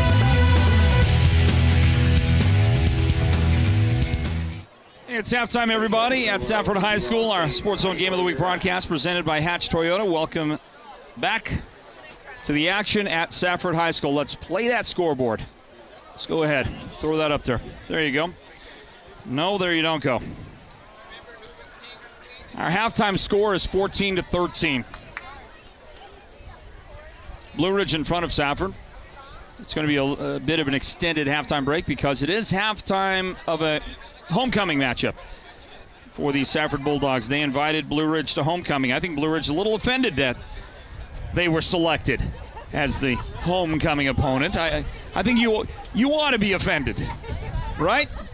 Well, it's like, hey, you know, we want to play somebody that we can beat them pretty solidly and have a fun time and celebrate homecoming, all that kind of stuff.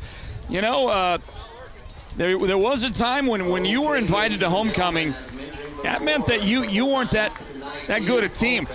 And there were teams that were famous for being homecoming invitees for a long time. They didn't have the best programs out there. But tonight, Blue Ridge is invited, and that's not the only one. Sholo might have Blue Ridge as their homecoming opponent, if I'm not mistaken, coming up in a couple of weeks. So we'll see if the Yellow Jackets can get some payback. Blue Ridge had Mingus 2 weeks ago as their homecoming, and that didn't go too well. Boy, look at that physical tackle you see right there on the sideline earlier in the game. Take another look from the high shot on that. And I want to thank everybody for joining us on our broadcast from Safford tonight and let you know we have a brand spanking new crew at every position here tonight. So, you know, it's not the crispest or cleanest that we've ever been. I get it. I understand. And I appreciate, as you're watching, I appreciate your patience with the new fellas on our crew tonight. You know, you give them a couple of games under the tutelage of our crack production team, and I promise you get some great results. I promise you that. But thank you for being with us on our broadcast from Safford. It's a 14-13 Blue Ridge lead here at halftime. Yellow Jackets scored touchdowns on passes to David Simmons. One was a short pass on the left side where he ran a little comeback, caught the ball, put a great move on the defender, and raced by him into the end zone for a touchdown. And then later on, I believe it was a 19-yard post pattern that he ran and caught the touchdown pass over the middle of the field. And David's had a good first half catching the ball, helping that offense out. Safford, they've been led by their running back, Monster Rios. Rios with a great first half, and he has both of that team's touchdowns. Obviously, team effort out there, a lot of guys contributing both sides of the ball, and a very physical game being played here tonight by the Safford Bulldogs. Frankly speaking, more physical than I expected to see, because so far this season on the film that the Yellow Jackets had looked at and was reported to me, you didn't see as much of this kind, or it wasn't described as this physical. Athletic, yes, and an offense that can move the football, absolutely, but not a defense that was described as the physical level that we've been watching in the game here tonight. So take a look at some more of those replays from that first half, everybody, as we break it down for you here on the Mountain Mobile Auto Glass halftime report. By the way, on the field, they are crowning royalty here at Safford High School, everybody. The Yellow Jackets traveled reasonably well. Got a decent crowd on their side of the field. You're looking at Carlo Harris, the sophomore running back for the Yellow Jackets there. That replay of him scoring a touchdown looked great. Carlo didn't get credit because it did come back. Look at it again. Great job blocking up front on that 4th and short. Not only the first down, but an apparent touchdown, but it did come back on a Yellow Jacket penalty. But a great job by the sophomore. Carlo plays in the middle of that defense as well. He's not the biggest guy in the world. His older brother, Franco, was the middle linebacker of this defense last year. And Franco had to leave the team early with injury right at the end of the year, but he was one of the more physical players in the state. Really liked his play, and his younger brother Carlo is doing a great job of his impersonation. See another replay there of a play that resulted in a Pass interference penalty that helped the Yellow Jackets. But they were unable to. No, I guess they did turn that into points a little later on what you should be seeing momentarily is a touchdown pass to David Simmons. There it is. There's the catch. It followed that pass interference just earlier. And the second of Simmons' touchdown catches in the game. I'll have a look at the stats for you here in a minute, everybody. So don't go anywhere. We'll continue on the Mountain Mobile Auto Glass halftime reports in just a moment. 14-13 Blue Ridge in front of Safford. We'll be back with more in just a moment. And 2 premium tickets to see the king of entertainment, Mr. Garth Brooks, up close and personal at Caesars Palace in Las Vegas. An $8,000 value. Thank you, White Mountains, for all your votes. Naming Mountain Mobile Auto Glass and Tint the best auto glass company in the White Mountains. And right now, when you choose us for your insured windshield replacement, you get to pick from 2 delicious steak dinners at Cattleman's Steakhouse and 2 movie tickets. Or full-service car washes at the KK Express Wash, or a $100 gift certificate for window tint. And right now, your name goes in the hat to be drawn for 2 premium tickets to see Garth Brooks live at Caesars Palace in Las Vegas, including a room at Caesars Palace and spending money. Call Mountain Mobile Auto Glass and Tint today. 536-5972 Mountain Mobile Cash back. Woohoo!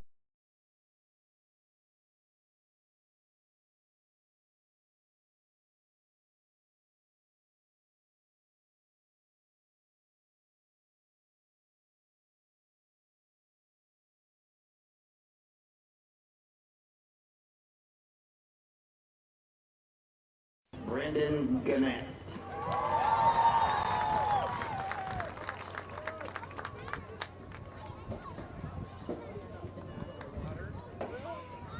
All right, for the moment we've been waiting for. Ladies, will you please open?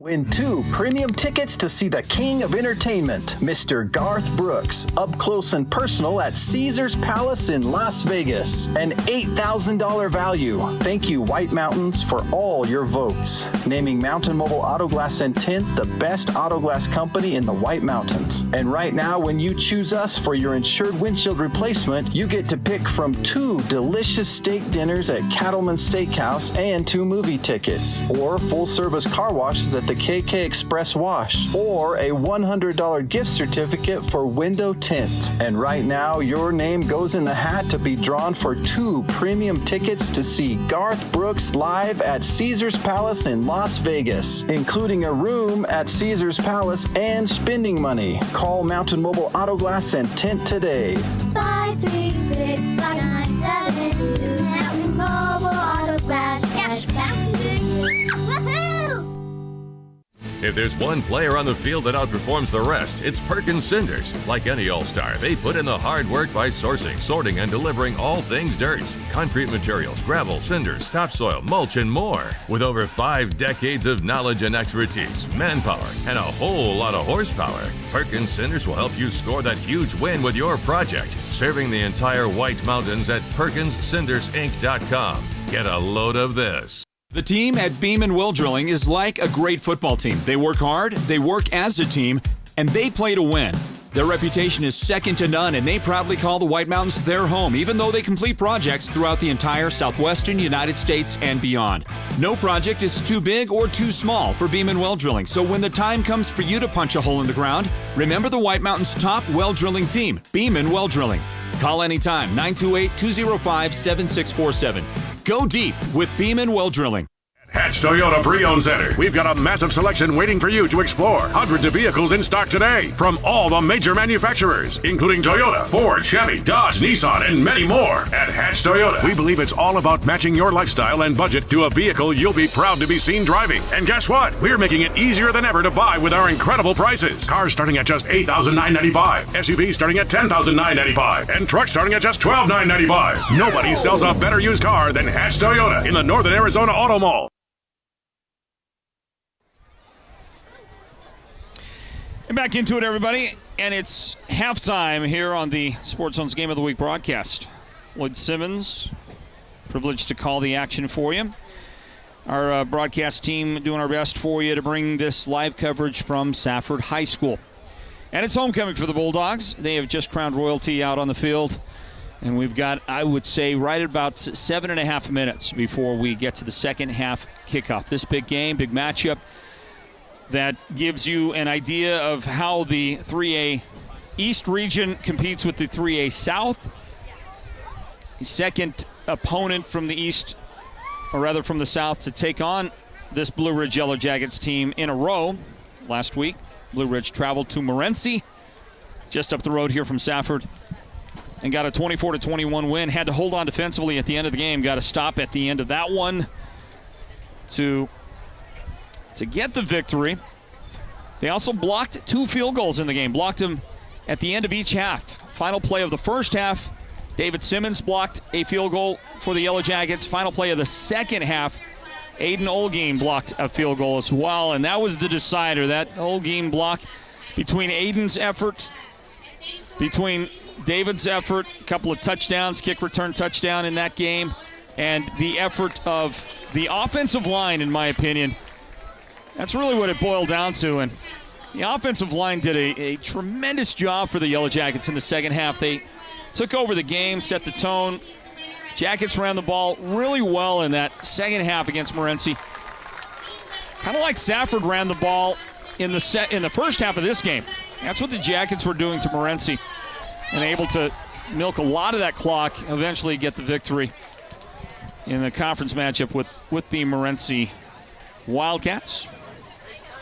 Meanwhile, welcome back in, everybody, to the Mountain Mobile Auto Glass halftime report. I've got to look at the stats from that first half for you. Let's begin with the team on top. That's the Blue Ridge Yellow Jackets. And begin at time of possession in that first half. It's slightly in favor of the Yellow Jackets. 13 minutes, 48 seconds time of possession for Blue Ridge. And that means 10 minutes and 12 seconds DOP on that Safford side.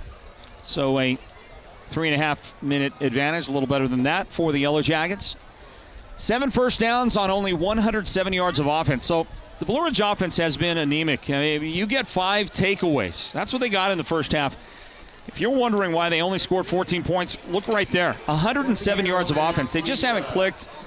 Luke Berlin hasn't been sharp. The Safford Bulldogs have made it a priority to try to take David Simmons away as a weapon. And the Jackets just haven't found anybody else to go to consistently. And I think that has to be a job priority number 1 in the second half. Start opening up the offense, find other people, get other people involved. If they don't do that, and they continue to target David as much as they are, I think they're going to have a long second half. And they cannot count on Safford turning the ball over 5 times like they did in the first half of this game. Some other numbers for you for the Yellow Jackets leading this play. They've run 31 total plays on offense, averaging, well, just 3.5 yards a game. That's not often going to get it done. Only 15 yards of rushing in that first half for the Jackets. They've thrown the ball for 92 yards, averaging 10.2 yards per average pass. A couple of passes thrown for touchdowns as a team. They've been sacked 1 time, lost just 1 yard on that sack. Penalized 6 times for 50 yards, and a total turnover of 1 turnover on an intercepted pass. Luke Berlin, the quarterback, is 9 of 19, right at 47% pass completions for 92 yards. 2 touchdowns, 1 interception for Luke in that first half. leading receivers, David Simmons, 5 catches for 74 yards and 2 touchdowns. Samuel James has caught 2 passes for 16 yards in that first half. Matt Symington caught 1 pass for 4 yards. Jace Barton 1 catch for -2 in that first half of play. Barton is the leading rusher, but 9 carries for 16 yards only equates to 1.8 yards per carry. Got to get better than that. Luke Berlin, he's been sacked, and he did try to run once and lost yards on that. So 2 rushes for Luke, -11 yards in the game. Carlo Harris, 1 carry for 10 yards. So the Jackets have only attempted 12 rushing plays, and they just haven't done much with it. As I said, the leading carrier, only 16 yards, averaging 1.8 yards. That's number 41 out there, wearing the number of Frank Girardi. And then after this season, that number 41 is going to be retired by the Blue Ridge Yellow Jackets. How about Safford? What's their offense look like? Well, I mentioned that Blue Ridge has only picked up 107 yards of offense. Safford only has 85 yards of offense and 5 first downs. That's a total of 12 first downs between these teams in the first half. That doesn't make for a very entertaining football, does it? The Bulldogs have run 24 offensive plays, averaging 3.5 yards per play, which I believe is exactly what the Yellow Jackets averaged. It is. These 2 offenses averaging 3.5 yards a gain. 80 yards rushing for Safford, and only 5 yards throwing the football. I'm interested to see JoJo Ruelas do more, though he's had some opportunities, and he's only completed 1 pass on 8 attempts. By the way, the rest of the numbers for the team, they have turned the ball over 4 times in the game, 4 fumbles, and 1 interception thrown. Been penalized 5 times for 45 yards in this one today. JoJo Ruelas, 1 out of 8 for 5 yards and 1 interception. And 1 out of 8 is, we'll round up to 13% pass completions. Got to get better than that. I'm sure that coach is making that a point of emphasis at halftime. Chris Chateau is the leading receiver, 1 catch for 5 yards. Monster Rios running the football. Great first half for him. 14 carries for 73 yards. 5.2 yards a pop. Both touchdowns belong to him, so 2 touchdowns for him in the game. Micah Chaplin, 1 carry for 5 yards. Chris Chateau, 1 carry for 2 yards for Safford in the first half, and that is how it looks. We'll grab a timeout. This word in from Mountain Mobile Auto Glass and Tint, and we'll have the second half coming up right after this. Just a 160-second spot commercial for Mountain Mobile Auto Glass and Tint. We'll be back with the start of the second half right after this, everybody. The Sports Zone Game of the Week presented by Hatch Toyota.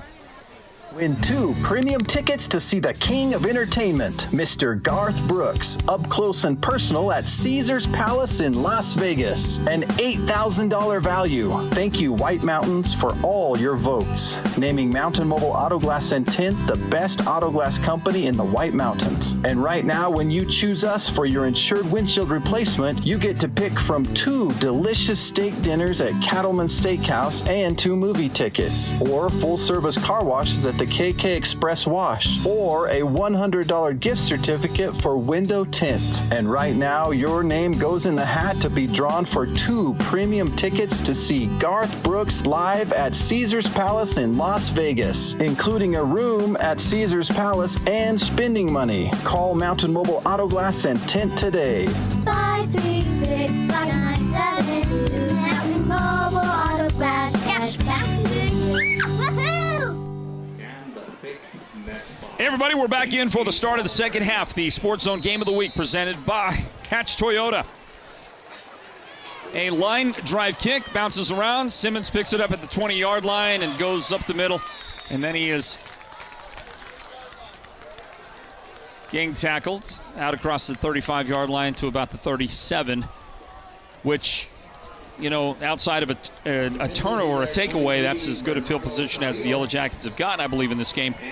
So it'll be first down. The sophomore quarterback, Luke Berlin, coming out to see if he can engineer something early on in the second half. And for the Jackets, I think as physical as the Bulldogs have been playing, this is an important possession.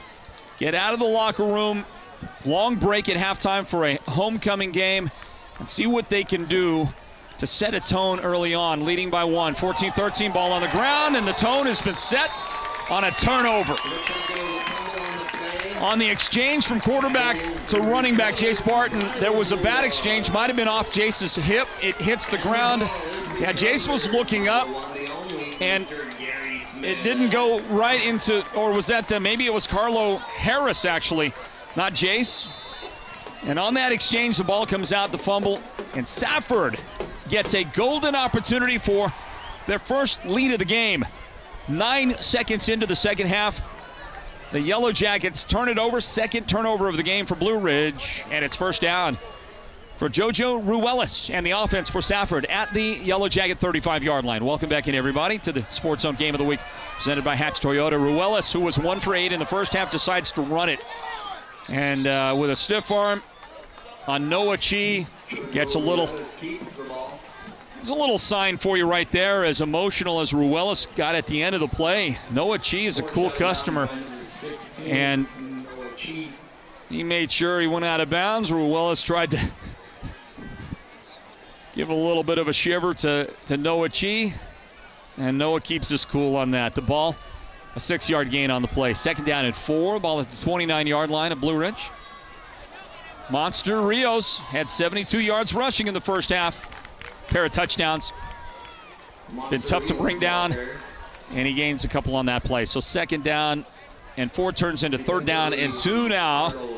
Ball at the Yellow Jacket 27-yard line.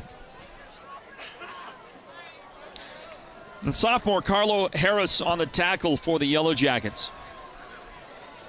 Plan to hear that name a lot as he grows and just gets better, and they mix up in the backfield. Noah Chi puts the pressure on, and it's thrown away.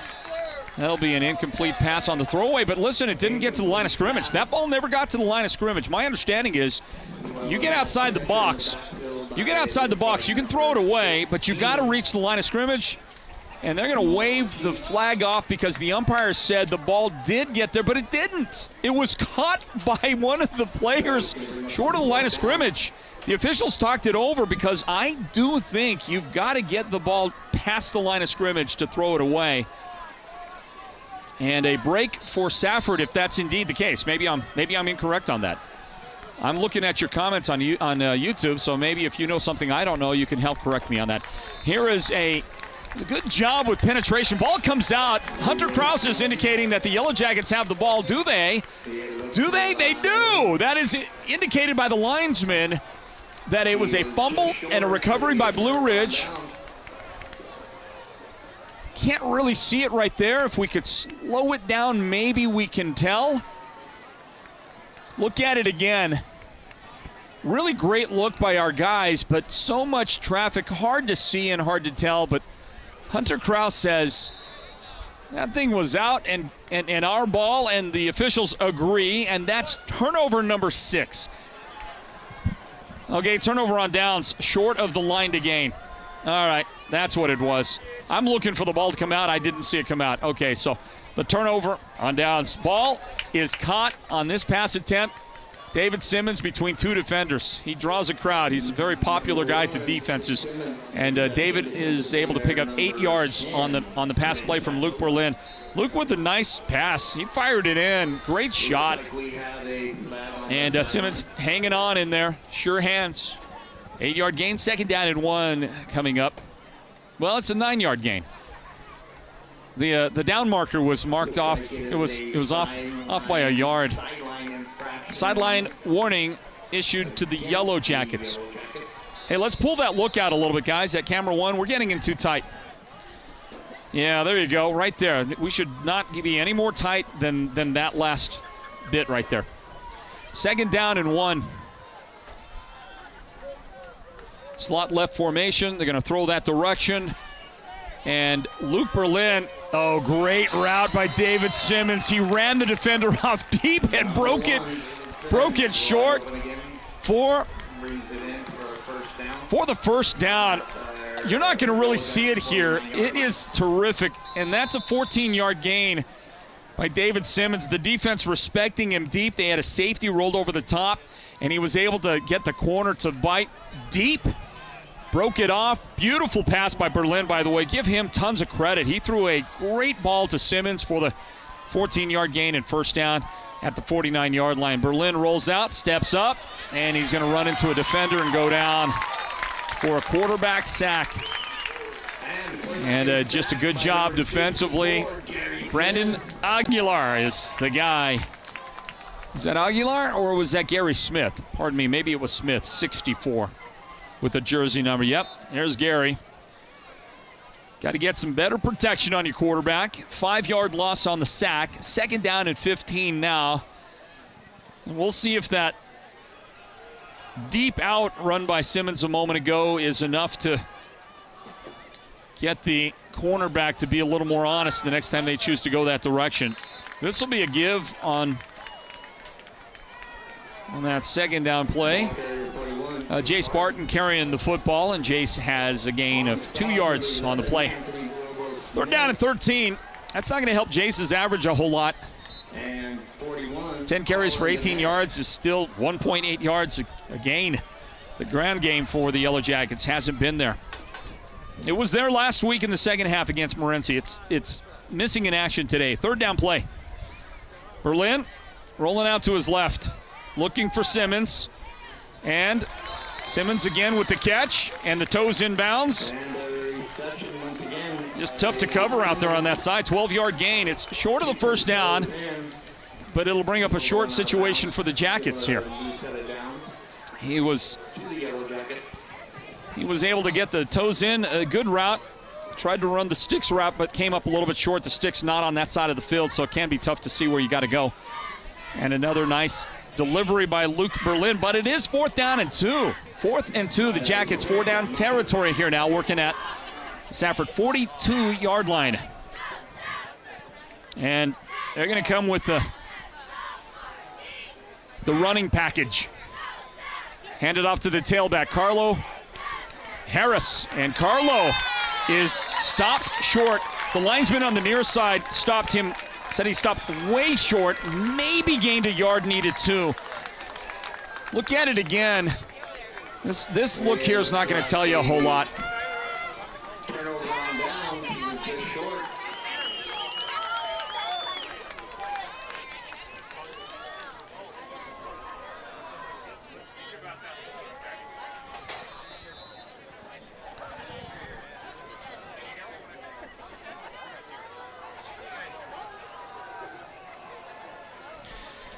So the Yellow Jackets come up short. A stop by that Safford defense.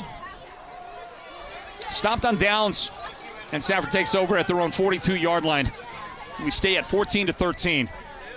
And this ball is on the ground. New quarterback, and that's going to be a huge loss on the exchange. The new quarterback for Safford, it was just uncomfortable back there. Carlos Arbizo is the guy that took the snap. And he tried to give it. It didn't work out. Arbizo had to rush back and pick it up.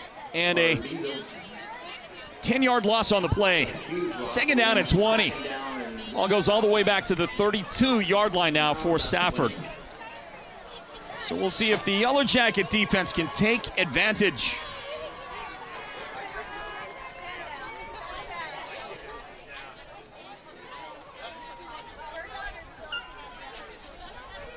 Offense shifts, the defense shifted as well. And now the return of the starting quarterback. And a delay is going to be called against Safford's offense. JoJo Ruelas is back in at quarterback. I believe that was Arbizo that took the snap on that previous play, and it just did not work out. So now after the penalty, 5 more yards, second down at 25. Line of scrimmage to the 27-yard line, and Safford wants a timeout. So the Bulldogs take a timeout. We'll grab a timeout as well. This is the Sports Zone Game of the Week presented by Hatch Toyota.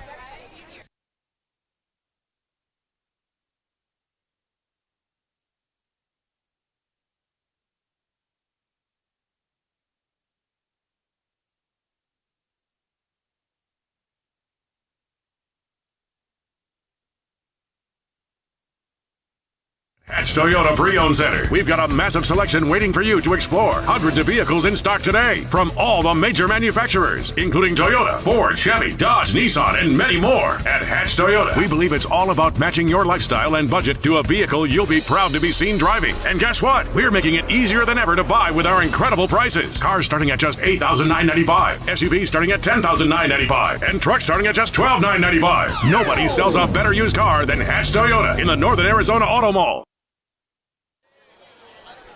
Hey, we're back, everybody. 7:32 remaining third quarter. 14-13. Blue Ridge leads Safford.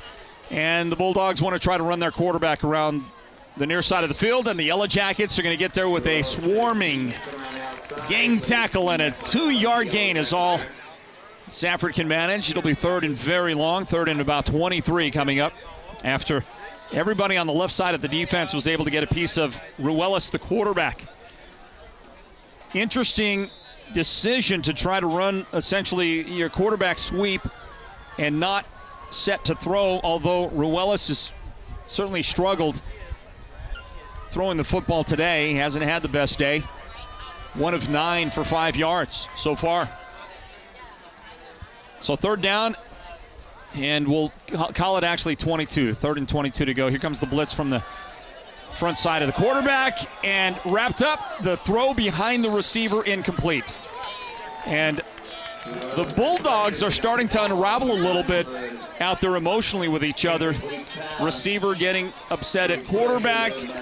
Other players getting a little upset at just the overall play of the team. And Safford's got to get it all buttoned up here. After the incomplete pass, they're going to mark the ball at the 30. So that's a gain of 1 on the mark, but it doesn't count on the incomplete pass. We've had some issues there, marking the ball in some interesting fashion from time to time out there. Fourth down play coming up. The punt team is on for the Safford Bulldogs. David Simmons is back at his own 28-yard line. Potentially receive the punt. This one will be short.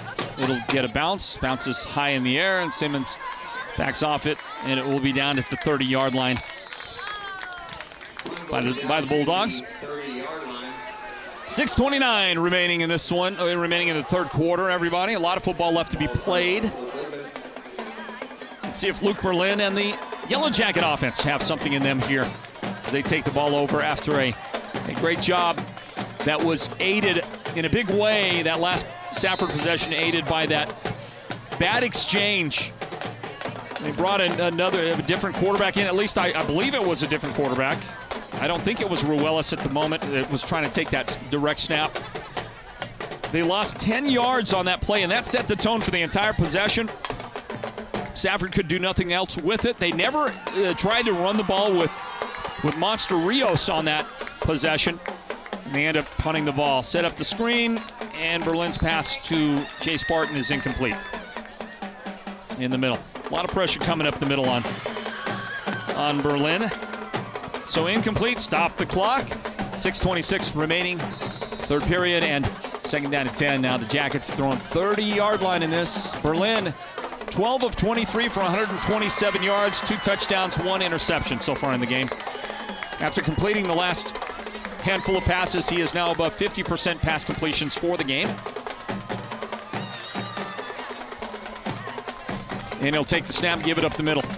Jay Spartan struggling ahead for a 4-yard gain. And now looking at third down and 6, this Jackets team is. Congratulations to our first inductees into the Sports Zone's Friday Night Football Show Hall of Fame. Scooter Sprott of the Blue Ridge Yellow Jackets, Brett Brewer of the Snowflake Lobos, and Rathan Reisdorf of the Sholo Cougars. Here's a throw, tipped high in the air, incomplete. Simmons, the intended receiver. And it's fourth down, 4th and 6. Jay Spartan will come on to try to punt. Oh, a dangerous pass. Tipped and then off of Simmons' head. Incomplete. 4th down and 6. And 2 men go back deep to field the punt for the Bulldogs. Under 6 minutes remain, third quarter. As much as the Yellow Jackets have thrown and They haven't connected on the last couple of tries. The clock is moving real slow here in the third quarter. This one is going to angle out of bounds, and it will be marked at the 40-yard line. The 40-yard line, 1st and 10. Jojo Ruelas, Safford have the football. I was able to see Safford play in their preseason scrimmage at Santan Foothills. I was really impressed with Safford, their athleticism, their speed. Ruelas was impressive to me. He's athletic, runs around a lot. They threw the ball a lot more than they in that scrimmage than at least it feels like it than they have here in this game, and they'll give it up the middle. Monster Rios, the ball carrier, 2-yard gain. It'll bring up 2nd down and 8. So how do you earn the nickname Monster if you're 5'9"? They list him at 130 pounds. Where did that come from? I mean, just picture it in your mind. Were the parents describing him when he was a wee child and the way he ate his chocolate pudding? Was it that? Was he a terror at home? I don't know. I don't know where you get the name, but it's a great one. He'll get it again. Try to follow his fullback. Bounces off the initial tackler. Boy, I tell you, that's another reason to call him Monster. He might not be that big, but he does not go down easy either. And he's able to get it across the 45-yard line, put Safford in a 3rd down and 4 situation.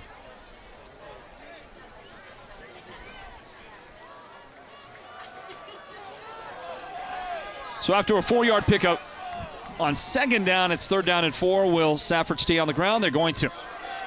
That's not Monster this time. And a hit in the backfield. Great job defensively by the Yellow Jackets. Chris Chateau is the ball carrier. A number of those defenders on the play for the Yellow Jackets. And a loss of a yard on the play, 4th and 5. So on comes the punt team for Safford. They'll punt from their own 45. And you would have to expect right here, wouldn't you, that Safford is going to try and draw Blue Ridge offside. A long snap count. By the way, they better get their personnel on the field. They're running out of time. They might themselves face a 5-yard infraction.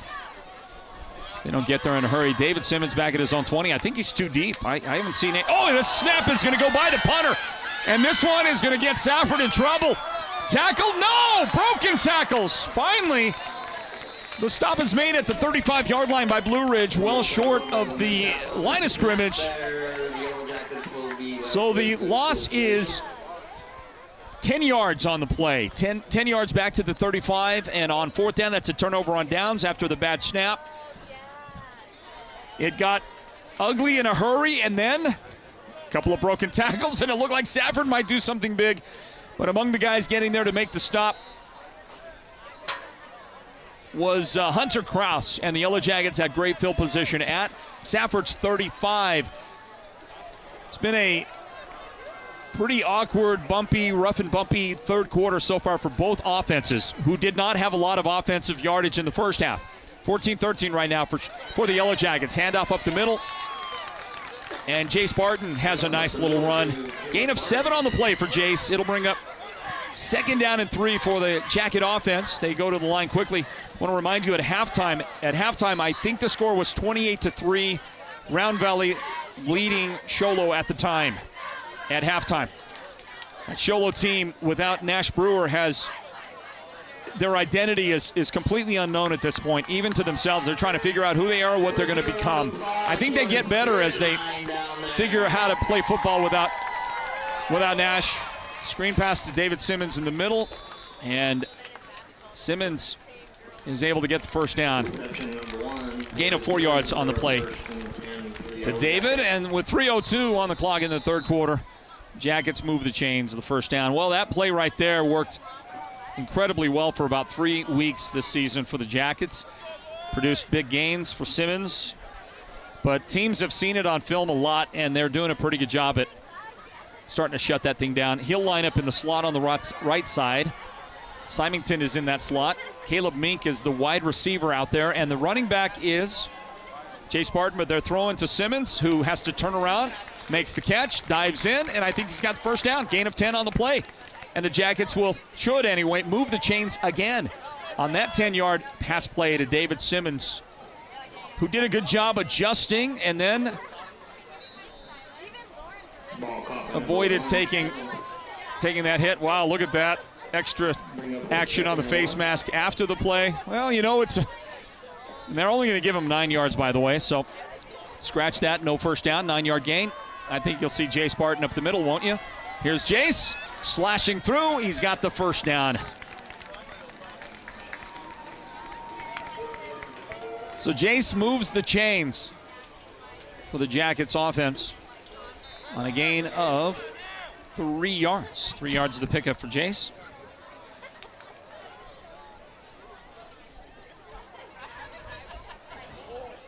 It'll be first down under 2 minutes remaining in the quarter.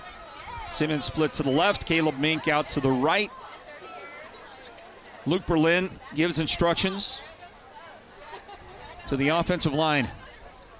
And he is going to roll to his left and throw the football incomplete. And tackle out of bounds. That is Symington out there, the intended receiver. That'll be an unnecessary roughness call on the defender.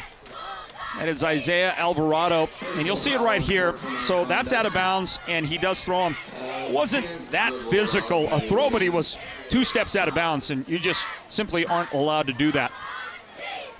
It should be marked off half the distance, and an automatic first down, first and goal will be the situation for the Yellow Jacket offense. Safford, I feel like they have made a decision to come out and do their best. I'm trying to look. They still have the chains set up out there on the far side. And it looks like it's first down and 4, but I'm wondering why it's not first and goal. The ball's at the 5-yard line. I'm not sure what's going on. Here we go, handoff. And Jace Barton is corralled by his numerical counterpart, number 41 on the Bulldog defense. Great penetration by Colin Gannett. And I think that was a gain of 1. Ball at the 4-yard line. Under a minute remaining in the quarter. The chains are still out there. There was no automatic first down. Second down and a couple to go for the Jackets on offense. Hard count. Nobody jumped on the defense. Berlin looks to the sideline for a signal from the coach. And the handoff on the spread look formation is Jace Barton up the middle, and Jace, he got nothing. In fact, he lost a yard. 28 seconds remaining in the third quarter. Will the Jackets let time run out in the period and flip sides of the field, or are they going to run a play right here on third down? Third down and 5. Hard to tell, down to 15 seconds. Looks like Coach Hathcock wants them to just let the clock run out, flip the sides. That's what they're going to do. So, in these final 5 seconds, our score 14-13. No third quarter scoring. Stand by. The fourth quarter on the way, everybody. This right here, the Sports Zone Radio's coverage of our game of the week is presented by Hatch Toyota, and that fourth period coming up right after this. Stand by. Toyota Pre-Owned Center. We've got a massive selection waiting for you to explore. Hundreds of vehicles in stock today from all the major manufacturers, including Toyota, Ford, Chevy, Dodge, Nissan, and many more. At Hatch Toyota, we believe it's all about matching your lifestyle and budget to a vehicle you'll be proud to be seen driving. And guess what? We're making it easier than ever to buy with our incredible prices. Cars starting at just $8,995, SUVs starting at $10,995, and trucks starting at just $12,995. Nobody sells a better used car than Hatch Toyota in the Northern Arizona Auto Mall. The team at Beeman Will Drilling is like a great football team. They work hard, they work as a team, and they play to win. Their reputation is second to none, and they proudly call the White Mountains their home, even though they complete projects throughout the entire southwestern United States and beyond. No project is too big or too small for Beeman Well Drilling, so when the time comes for you to punch a hole in the ground, remember the White Mountains' top well drilling team, Beeman Well Drilling. Call anytime, 928-205-7647. Go deep with Beeman Well Drilling.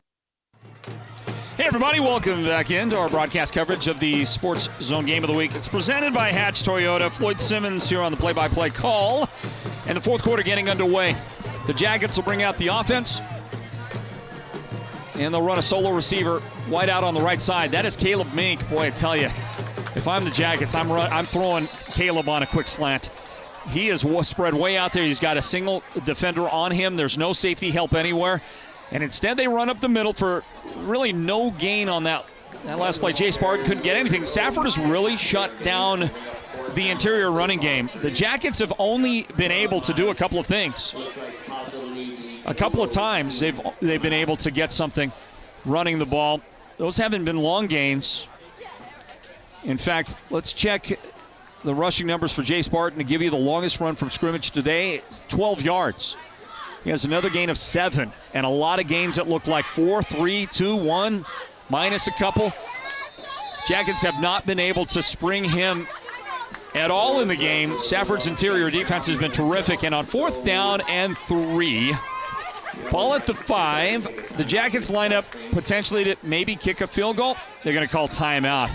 Spend, I think, what is their second timeout of this second half. So precious timeouts spent early on, and 11-12 remaining in the 4th period, everybody. Thank you for joining us from Safford High School on the Sports Zone's Game of the Week broadcast. It's brought to you by Hatch Toyota.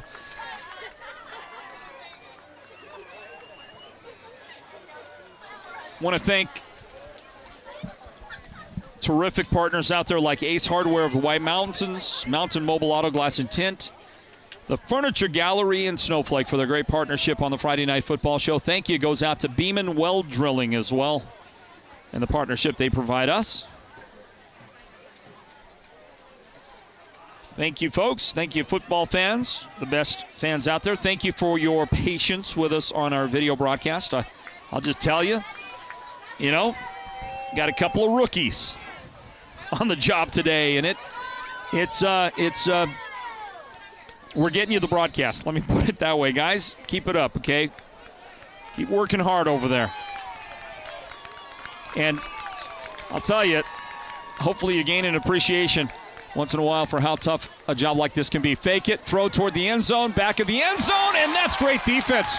That looked like a sure touchdown. I think Caleb Mink, Noah Chi, the intended receiver, and the ball was in his mitts and then popped out. Chris Shadow was out there. Shadow was the guy defensively, I think, who did a great job. Nope, it wasn't.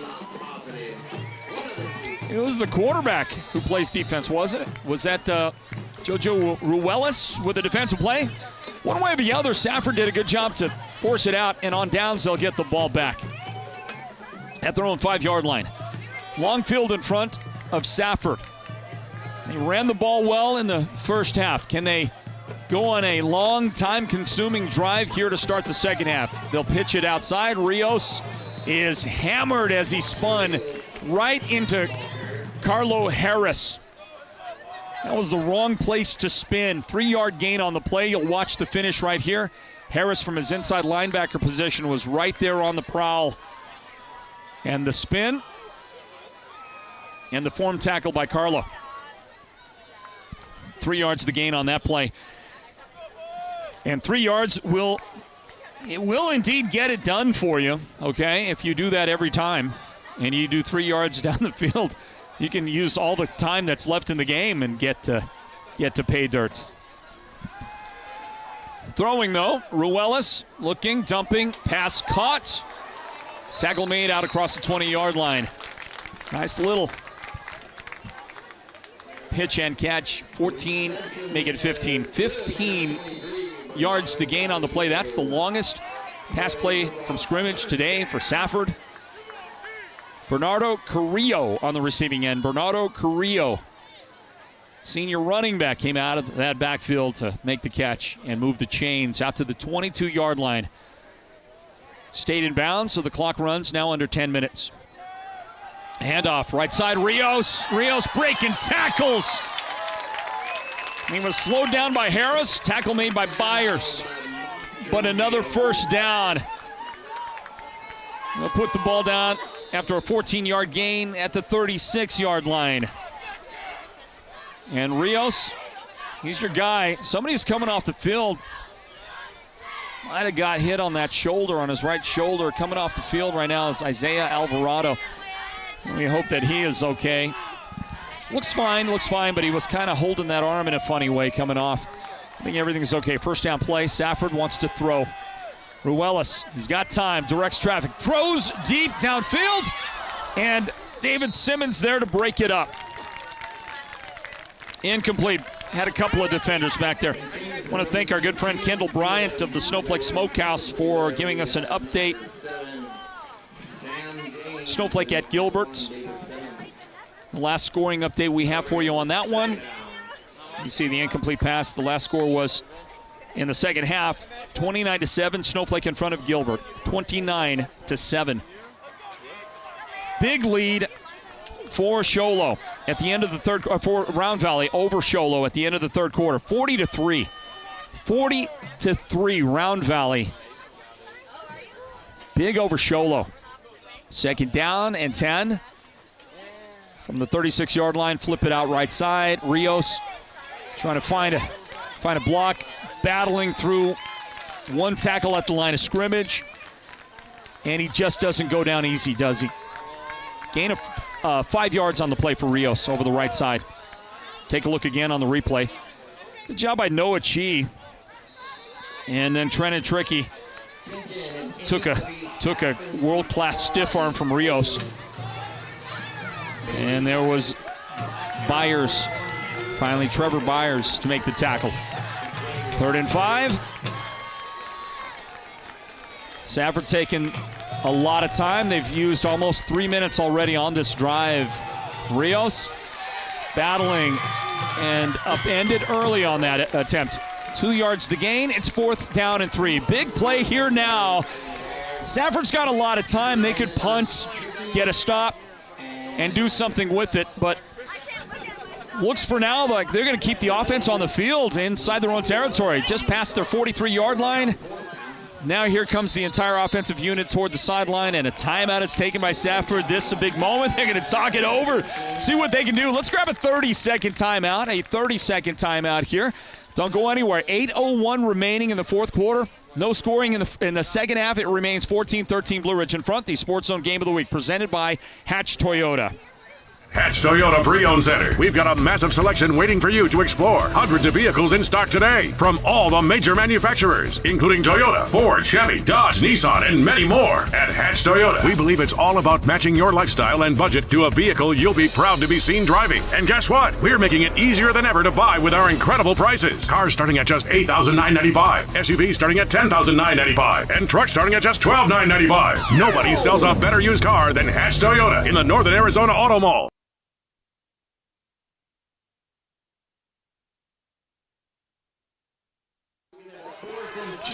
Back to it, everybody. And we welcome you back. It is 4th down and 2. Safford has the punt team on. You know they're going to try to get you to jump, right? Even if you take a delay, well, no, they're not. But they're going to try to fake it and try to get it that way. And the Yellow Jackets are there on special teams to make the stop. Trenton Tricky said, hey, man, I didn't like that stiff arm a moment ago. I'm going to come and get it back right here. A big play by the sophomore defensive back. Comes from some great genetics. Trenton Tricky does. And there he steps up to make the stop. You got the Tricky blood, you got the Webster blood, and you get that guy right there, and the Yellow Jackets take over, go under center, hand it off. Up the middle it goes. Carlo Harris with it. And a lot of physicality involved in every one of these tackles. Carlo is able to get yardage to the, well, just 1 yard on the gain there. 2nd down and 9. Ball at the 42-yard line of Safford. And the clock is ticking down. 7:42. Watch that clock. Let's get a scoreboard up, okay? 7:35 remaining fourth quarter. 2nd down and 9.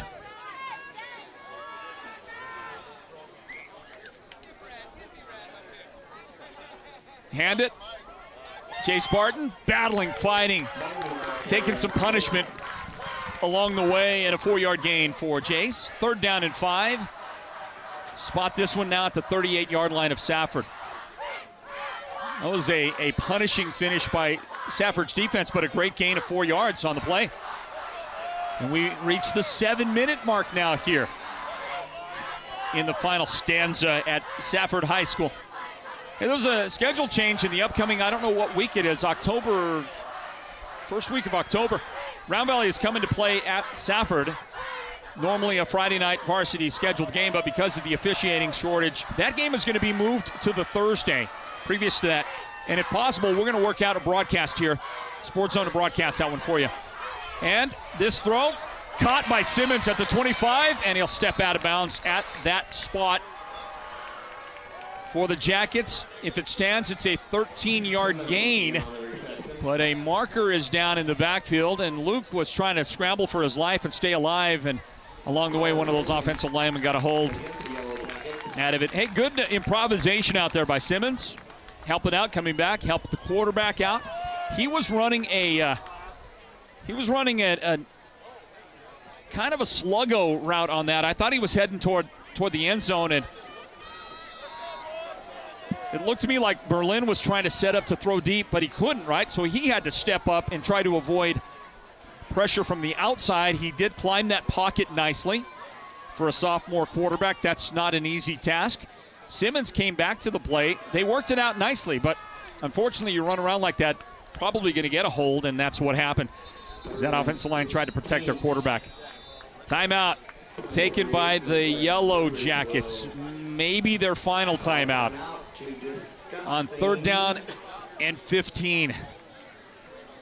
Blue Ridge with a young team have been they spend their timeouts early. They've been doing it all season, and it's worked out pretty well for them. And, 4-1 record coming into this, and should have won 2 weeks ago when they lost that Mingus game. Should have won that game as well. Timeouts were not a factor in that, so they spend them early and often, and it has not been any negative factor in the outcome of any game they've played yet. So they know what they're doing over there. They may be out of timeouts. You think they've got one left? Okay. The lovely Sonia Simmons, our statistician, says she thinks they have one timeout left. Okay. All right, then.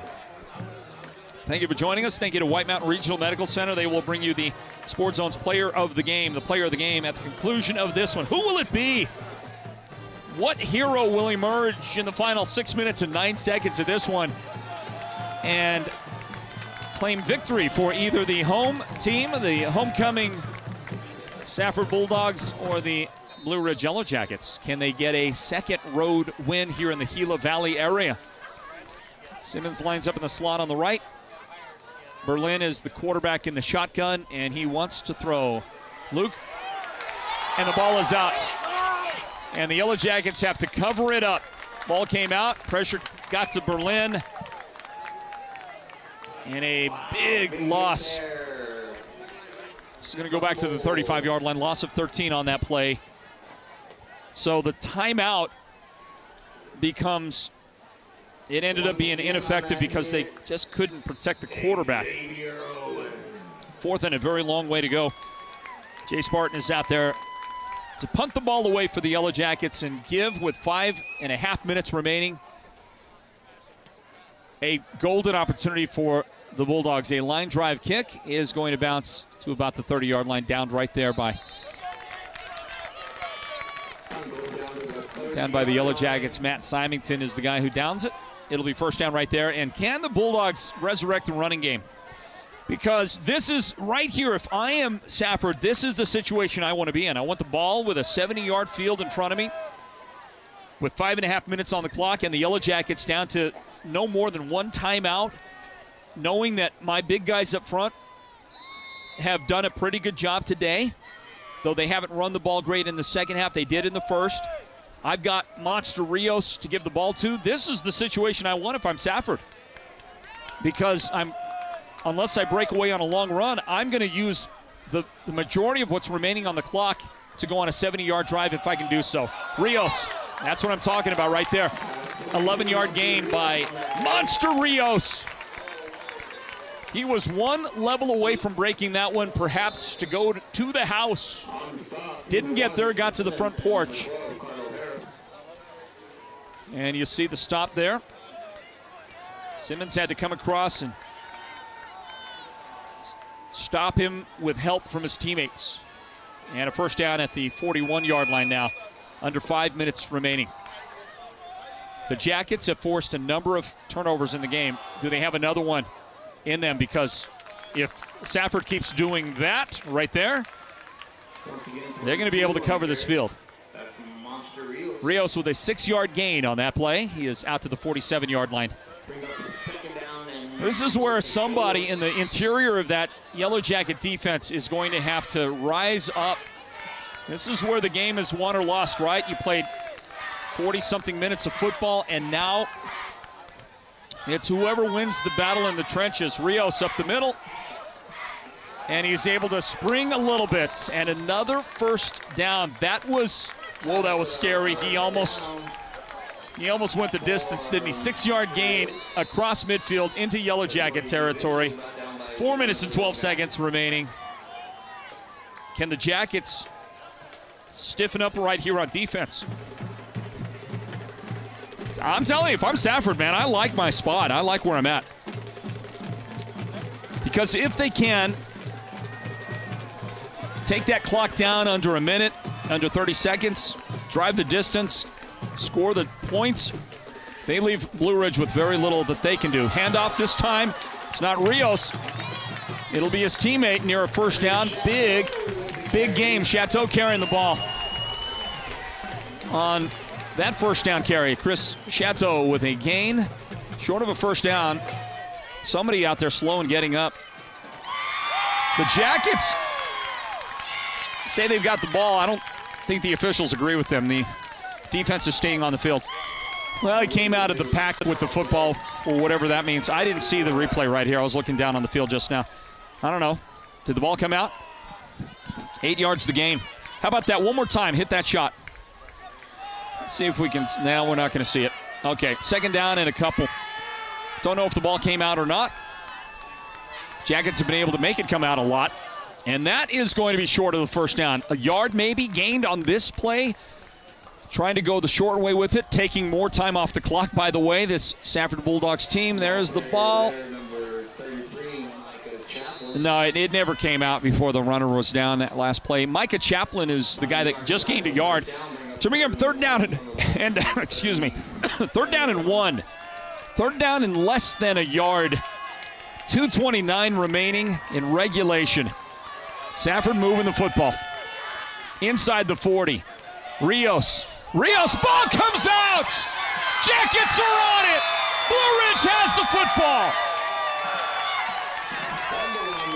Yet another Safford turnover. They have just had trouble all night long holding on to the ball, and somebody popped it out. And Blue Ridge made the recovery.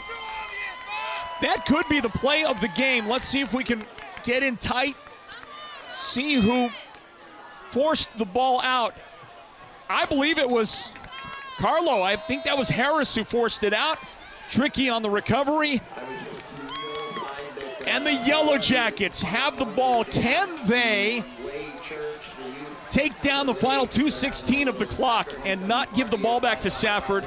Walk out of Safford with their second straight long road trip victory. And if they can run the ball like that, they will. That is a big gain. 7 yards, the gain on the play for Jace Barton to bring up second down and 3, and the clock will tick down. Safford has spent 1 or 2 timeouts, maybe all of their timeouts in the second half. They're not calling one right now. And the Jackets are going to use every bit of the clock that they can right here. Can they take a victory away on homecoming tonight for Safford? Second down play. Letting it tick down. There's 40 seconds. When they make the tackle, the clock stops immediately. And 40 seconds, as that'll be a first down gain. That'll be a pickup of 4 yards on the play for Jace Barton. And he holds on to the football, move the chains, and that's it. That's it. The Yellow Jackets only have to kneel down after this. Timeout is called with 1:26 remaining. That might be their final timeout. Coach, is that their final timeout? No, just exactly. We'll have to check and see if that is the final timeout for Safford. There's the jacket contingency that made the trip.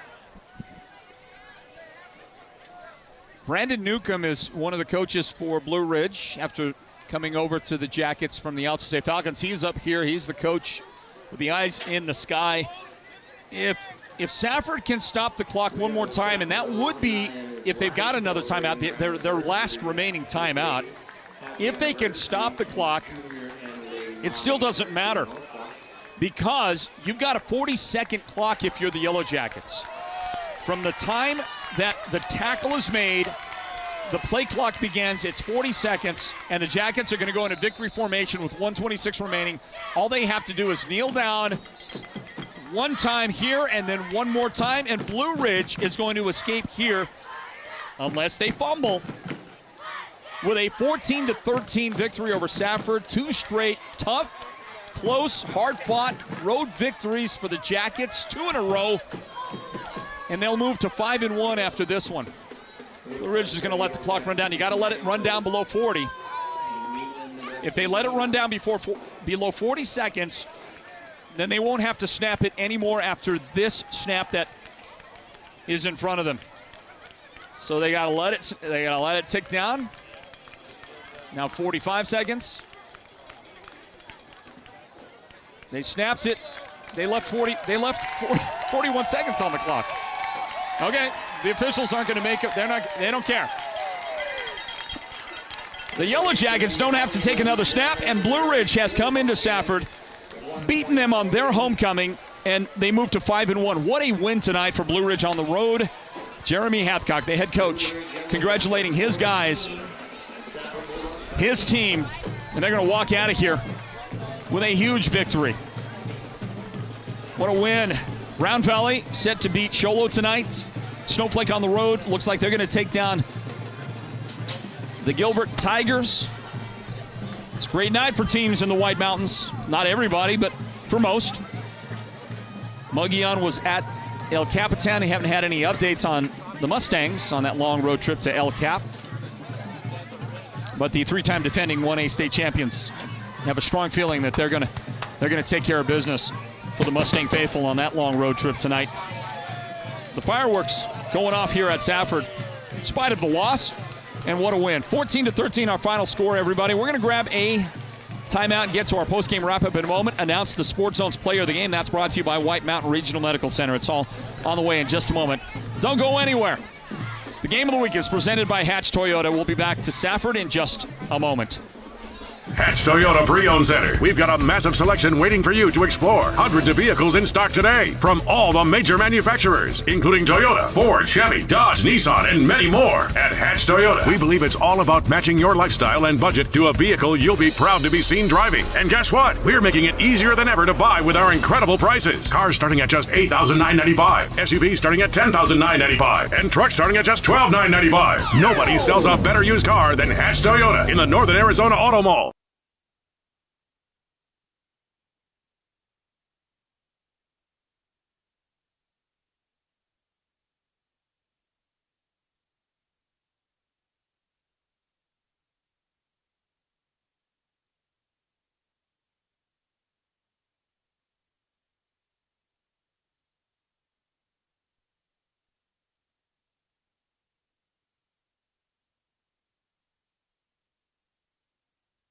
Win 2 premium tickets to see the king of entertainment, Mr. Garth Brooks, up close and personal at Caesars Palace in Las Vegas. An $8,000 value. Thank you, White Mountains, for all your votes. Naming Mountain Mobile Auto Glass and Tint the best auto glass company in the White Mountains. And right now, when you choose us for your insured windshield replacement, you get to pick from 2 delicious steak dinners at Cattleman Steakhouse and 2 movie tickets, or full-service car washes at the KK Express Wash, or a $100 gift certificate for window tint. And right now, your name goes in the hat to be drawn for 2 premium tickets to see Garth Brooks live at Caesars Palace in Las Vegas, including a room at Caesars Palace and spending money. Call Mountain Mobile Auto Glass and Tint today.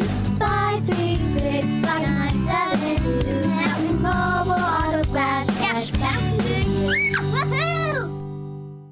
If there's one player on the field that outperforms the rest, it's Perkins Cinders. Like any all-star, they put in the hard work by sourcing, sorting, and delivering all things dirt. Concrete materials, gravel, cinders, topsoil, mulch, and more. With over 5 decades of knowledge and expertise, manpower, and a whole lot of horsepower, Perkins Cinders will help you score that huge win with your project. Serving the entire White Mountains at PerkinsCindersInc.com. Get a load of this. The team at Beeman Well Drilling is like a great football team. They work hard, they work as a team, and they play to win. Their reputation is second to none, and they proudly call the White Mountains their home, even though they complete projects throughout the entire southwestern United States and beyond. No project is too big or too small for Beeman Well Drilling, so when the time comes for you to punch a hole in the ground, remember the White Mountains' top well drilling team, Beeman Well Drilling. Call anytime, 928-205-7647. Go deep with Beeman Well Drilling. Hatch Toyota Pre-Owned Center. We've got a massive selection waiting for you to explore. Hundreds of vehicles in stock today from all the major manufacturers, including Toyota, Ford, Chevy, Dodge, Nissan, and many more. At Hatch Toyota, we believe it's all about matching your lifestyle and budget to a vehicle you'll be proud to be seen driving. And guess what? We're making it easier than ever to buy with our incredible prices. Cars starting at just $8,995, SUVs starting at $10,995, and trucks starting at just $12,995. Nobody sells a better used car than Hatch Toyota in the Northern Arizona Auto Mall. When exactness is ordered, Hatch Concrete will deliver. We provide ready-mix concrete for any size job, from the do-it-yourself project to the professional construction project, delivering a variety of aggregate to suit your concrete or construction needs from granite to cinders. Hatch Concrete is not just another ready-mix concrete company. We provide quality surface, quality concrete, concrete pumping, and Fox blocks where quality is not just a name, but a tradition. At Hatch Concrete, this mud's for you. Welcome back, football fans. Hey, welcome back, everybody. Welcome back to our post-game wrap-up on the Sports Zone Radio Game of the Week. It's presented by Hatch Toyota. Final score here, Blue Ridge 14, Safford 13. What a win for the Yellow Jackets in I'm not going to lie, this wasn't the prettiest game you've ever seen. It just wasn't. These offenses, in the second half especially, just didn't look great. For the Safford Bulldogs, the night was marred. Their homecoming was marred by 6 turnovers. It threw an interception. They fumbled 5 times, and every fumble was in just a terrible moment for Safford. The Yellow Jackets didn't cash him in for a lot of points. And oftentimes, if you don't get points off turnovers, you might end up losing that game. It just doesn't happen very often because teams do usually end up with points in those situations. Not so tonight. The Yellow Jackets escape with a 14-13 win. That was your halftime score. In that second half, neither offense got a whole lot done. Safford had somewhere in the vicinity of maybe 70 first-half yards. They had 151 by the end of the game. The Yellow Jackets with 170 yards of total offense, and I think they had 110 at halftime. 60 yards in a half of football does not usually equate in the big picture to a victory. But if you're the Yellow Jackets offense, maybe you say thank you to your defense because your defense was able to clamp down on the Safford Bulldogs. And I'm impressed because the way Safford ran the ball in the first half with Monster Rios, 72 yards halftime rushing yardage, and kind of shut him down for the most part in the second half. He had some runs. He slashed him a little bit, but he only ended up in the game, again, after 72 at halftime, he only ended up with 128. So another, 56 yards, I guess, in that second half. I mean, that's good, don't get me wrong, but not enough to consistently sustain drives for Safford. Of course, the turnovers were a factor as well. A couple of more turnovers in the second half to complement a whole bunch in the first half. You saw one right there. That was an interception, which was a turnover by Blue Ridge, and then after possessing the ball on the return, Simmons came along and knocked it out for a fumble and a recovery by the Yellow Jackets. So there's a turnover. It was a weird game today. Very strange game in a number of ways. And for us, strange as we worked with the new crew doing a lot of our stuff. I want to thank the guys for putting in their best effort.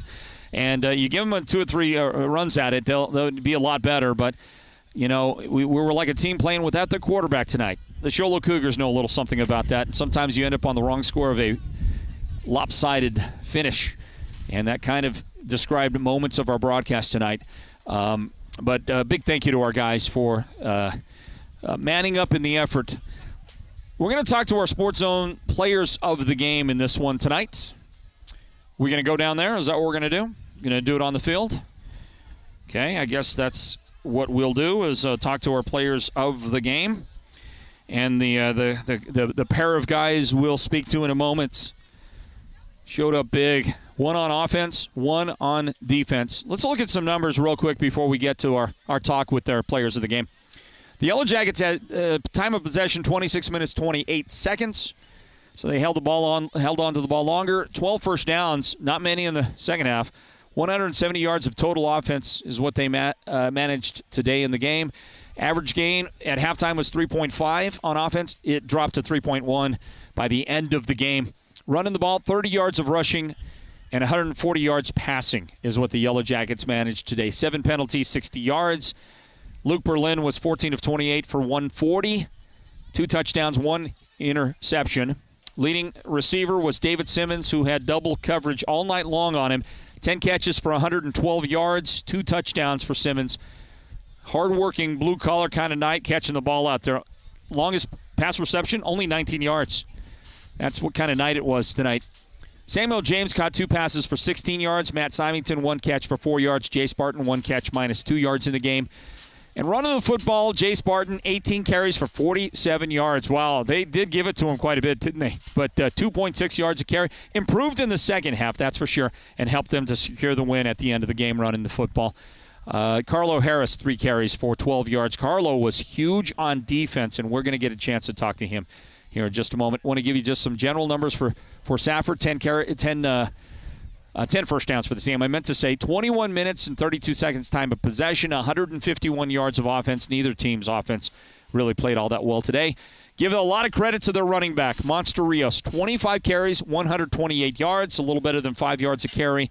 2 touchdowns for Monster Rios today. And that's kind of the story for the Safford Bulldogs.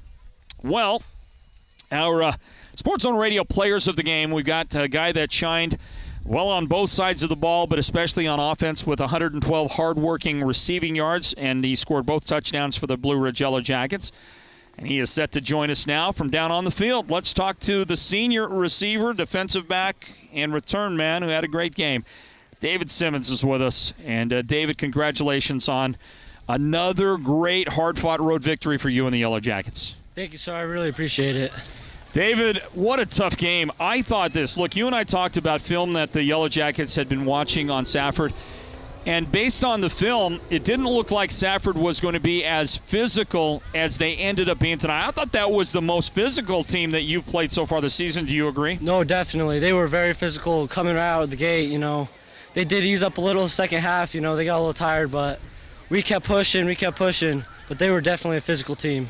And your team had to rise to that occasion. What would you say about the young guys around you rising up and not backing down? They didn't back down against a team that was finishing strong. Some of those physical tackles at the end of the game. You got pile-driven one time on your sideline over there, your head first into the ground. And your team with a bunch of sophomores and juniors did not back down today, did they? Yes, sir. No, we've worked way too hard for this. You know, we buckle down our defense. We just get locked in and we just give it our all, basically, out there. You know, we play for each other. Well, David, you were drawing a lot of attention. I don't know if you could really appreciate how many guys were in the zip code anytime you were running a route. You never got solo coverage out there. It was always 2 guys around. There was safety help. So there was one play, and it almost resulted in a reception, a decent throw for sure by Luke. But on one particular, there were 4 defenders around you. What's it like for you? You're just, you know, with every growing week, you're drawing more and more attention from people out there. Yeah, you know, it definitely shows the work I put in, you know, if they're guarding me that much. Like I said, they can't really guard me because I still came up with some good numbers. But, you know, shout out to my quarterback and my other receivers because they run their routes. They get me open, too. Our line held up their part for most of the time. But thank you.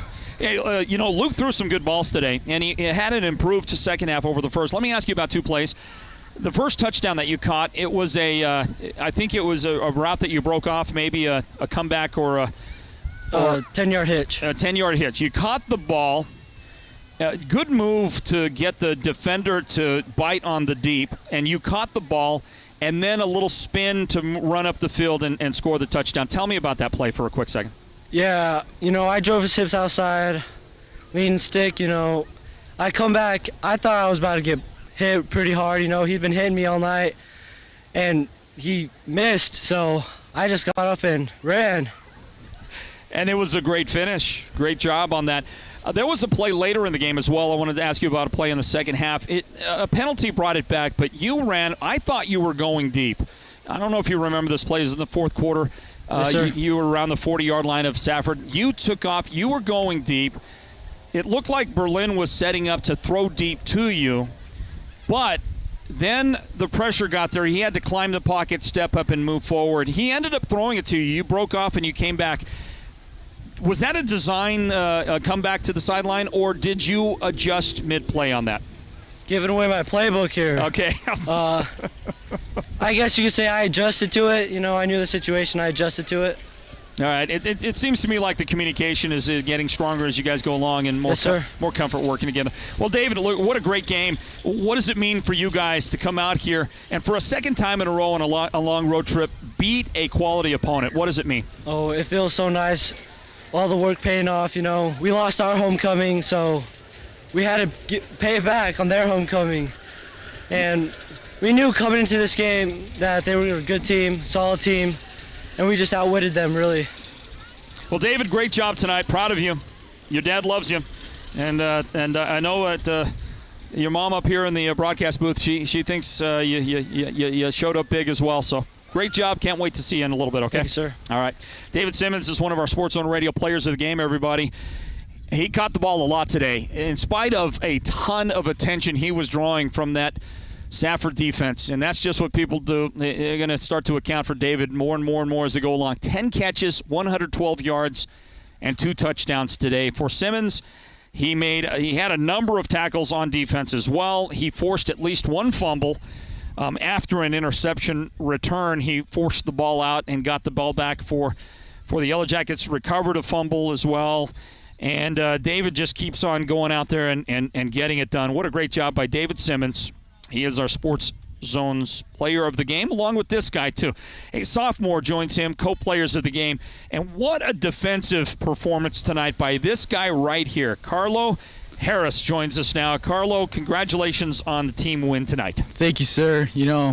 Our team played hard. I played hard. We knew this team was going to be physical and quick, so we just did our best to do our best on offense and defense. We need to pick it up on offense, but defense, we did our part, and I love the hitting out there. Carlo, you are just ranging all over the field. For a sophomore, it's a little uncommon. You don't find a lot of sophomores at the varsity level that have your range, that play around, back and forth across the middle of that defense the way you do. You got a nose for the football. Where does that come from? How'd you develop that sense for the ball? I just looked up to my bigger brother, Franco Harris. He taught me most I know, taught me how to be mean, taught me how to just lay to hit, I thank a lot of my coaches, too, for teaching me a lot of things and pushing me to be the person I am now and thinking, I don't know. Thank you. Carlo, you did a great job out there. You did lay a number of great hits on that Safford team. Let me ask you about just looking back on the game. Did you force any fumbles in this one? Because it did seem like you popped a couple out today. Yes, I believe I forced 3 fumbles. I just did my best to get that ball out because I knew the ball security was there, and it wasn't there, and I just did my best to hit the ball, grab the ball, and just lay a hit on them. And you did a great job with it. I mean, it was impressive to watch out there, young man. Thank you, sir. You had a number of tackles as well. Never backing down. What would you say? You're a sophomore. You're surrounded by a bunch of sophomores. Trenton Trickey had a great game. He's a sophomore. Great stop by Trenton out there on that fake punt that was attempted. Big play right there. How about this young group of guys? What do you have to say about these your brothers out there that still have a lot of football left past this season? I think if we keep doing our job in the off season, I bet we can become good, maybe junior year, senior year. I mean, all these guys out here are working hard just like me, Trenton Trickey, Luke Berlin. We want to get to know the game, learn the game better as we go. Well, listen, Carlo, 5-1 record now for the Yellow Jackets. Really should be 6-0, right? Yes, should be undefeated right now, and a great chance to continue that down the stretch. Round Valley with a big win over Sholo. Both those teams are still going to be tough on your schedule coming up. You've got some tests out there, but you've got to like where you're at, right? Are you proud of your team? Are you proud of the effort put in so far through 6 games? Heck yes, I love our effort out there. I'm glad we're at this position. 6-0 should have been our record right now, but I believe that next coming few games we just got to work harder and be sure we're doing our job for these next few games because they're going to be tough. You'll take 5-1, won't you? Yes, sir. All right, congratulations. Great job tonight, Carlo. Thank you. All right, Carlo Harris, the younger brother of Franco Harris, not that Franco Harris, the one that spells his name with a K. That's the great linebacker over the last several years for the Yellow Jackets. He graduated last year, and there's his younger brother taking over the mantle, and that guy is going to be great. He's already as good as you can get from a sophomore at linebacker, and he'll just get better and better as his years go along. Great effort tonight. In a very weird, clunky, awkward kind of way, the Yellow Jackets are able to hold on. The halftime score was 14-13. Nobody could manage to score in the second half. These defenses shut it down, and Blue Ridge gets a 14-13 victory in this one tonight. Folks, I want to say thank you for joining us, for being with us. Do appreciate you. Thank you to David and to Carlo for joining us on our postgame. A big thank you goes out to the athletic department at Safford. They were tremendous in assisting and helping and providing anything that we needed to get our job done here. Thank you to Tony. I believe it's Carrillo, or is it Camarillo? Tony, the athletic director. She's also on the AIA's board of directors, and I do appreciate all the work and the job they did. They made us feel right at home here at Safford today, and we appreciate them. Our broadcast team as well, Derek Simmons, along with Sean Ulvestad, our technical director, Derek, the producer, and let me see if I can pronounce the big fella's name. Making his debut tonight, he is also part of the basketball team here for Eastern Arizona College, and he comes to us from South Sudan. His name is Mathak Shol from Juba, South Sudan. Thank you, Mathak, for joining us on our broadcast tonight and helping out, pitching in here, and the guys really doing their best to get through the broadcast on this one. Thank you to our statistician. That's the lovely Sonia Simmons, and we'll see you next week, next Friday night, on our next broadcast of the Sports Zone's Game of the Week, everybody. Until then, have a good night. God bless you. We'll see you down the road with more White Mountains football coverage here at the Sports Zone. Good night from Safford.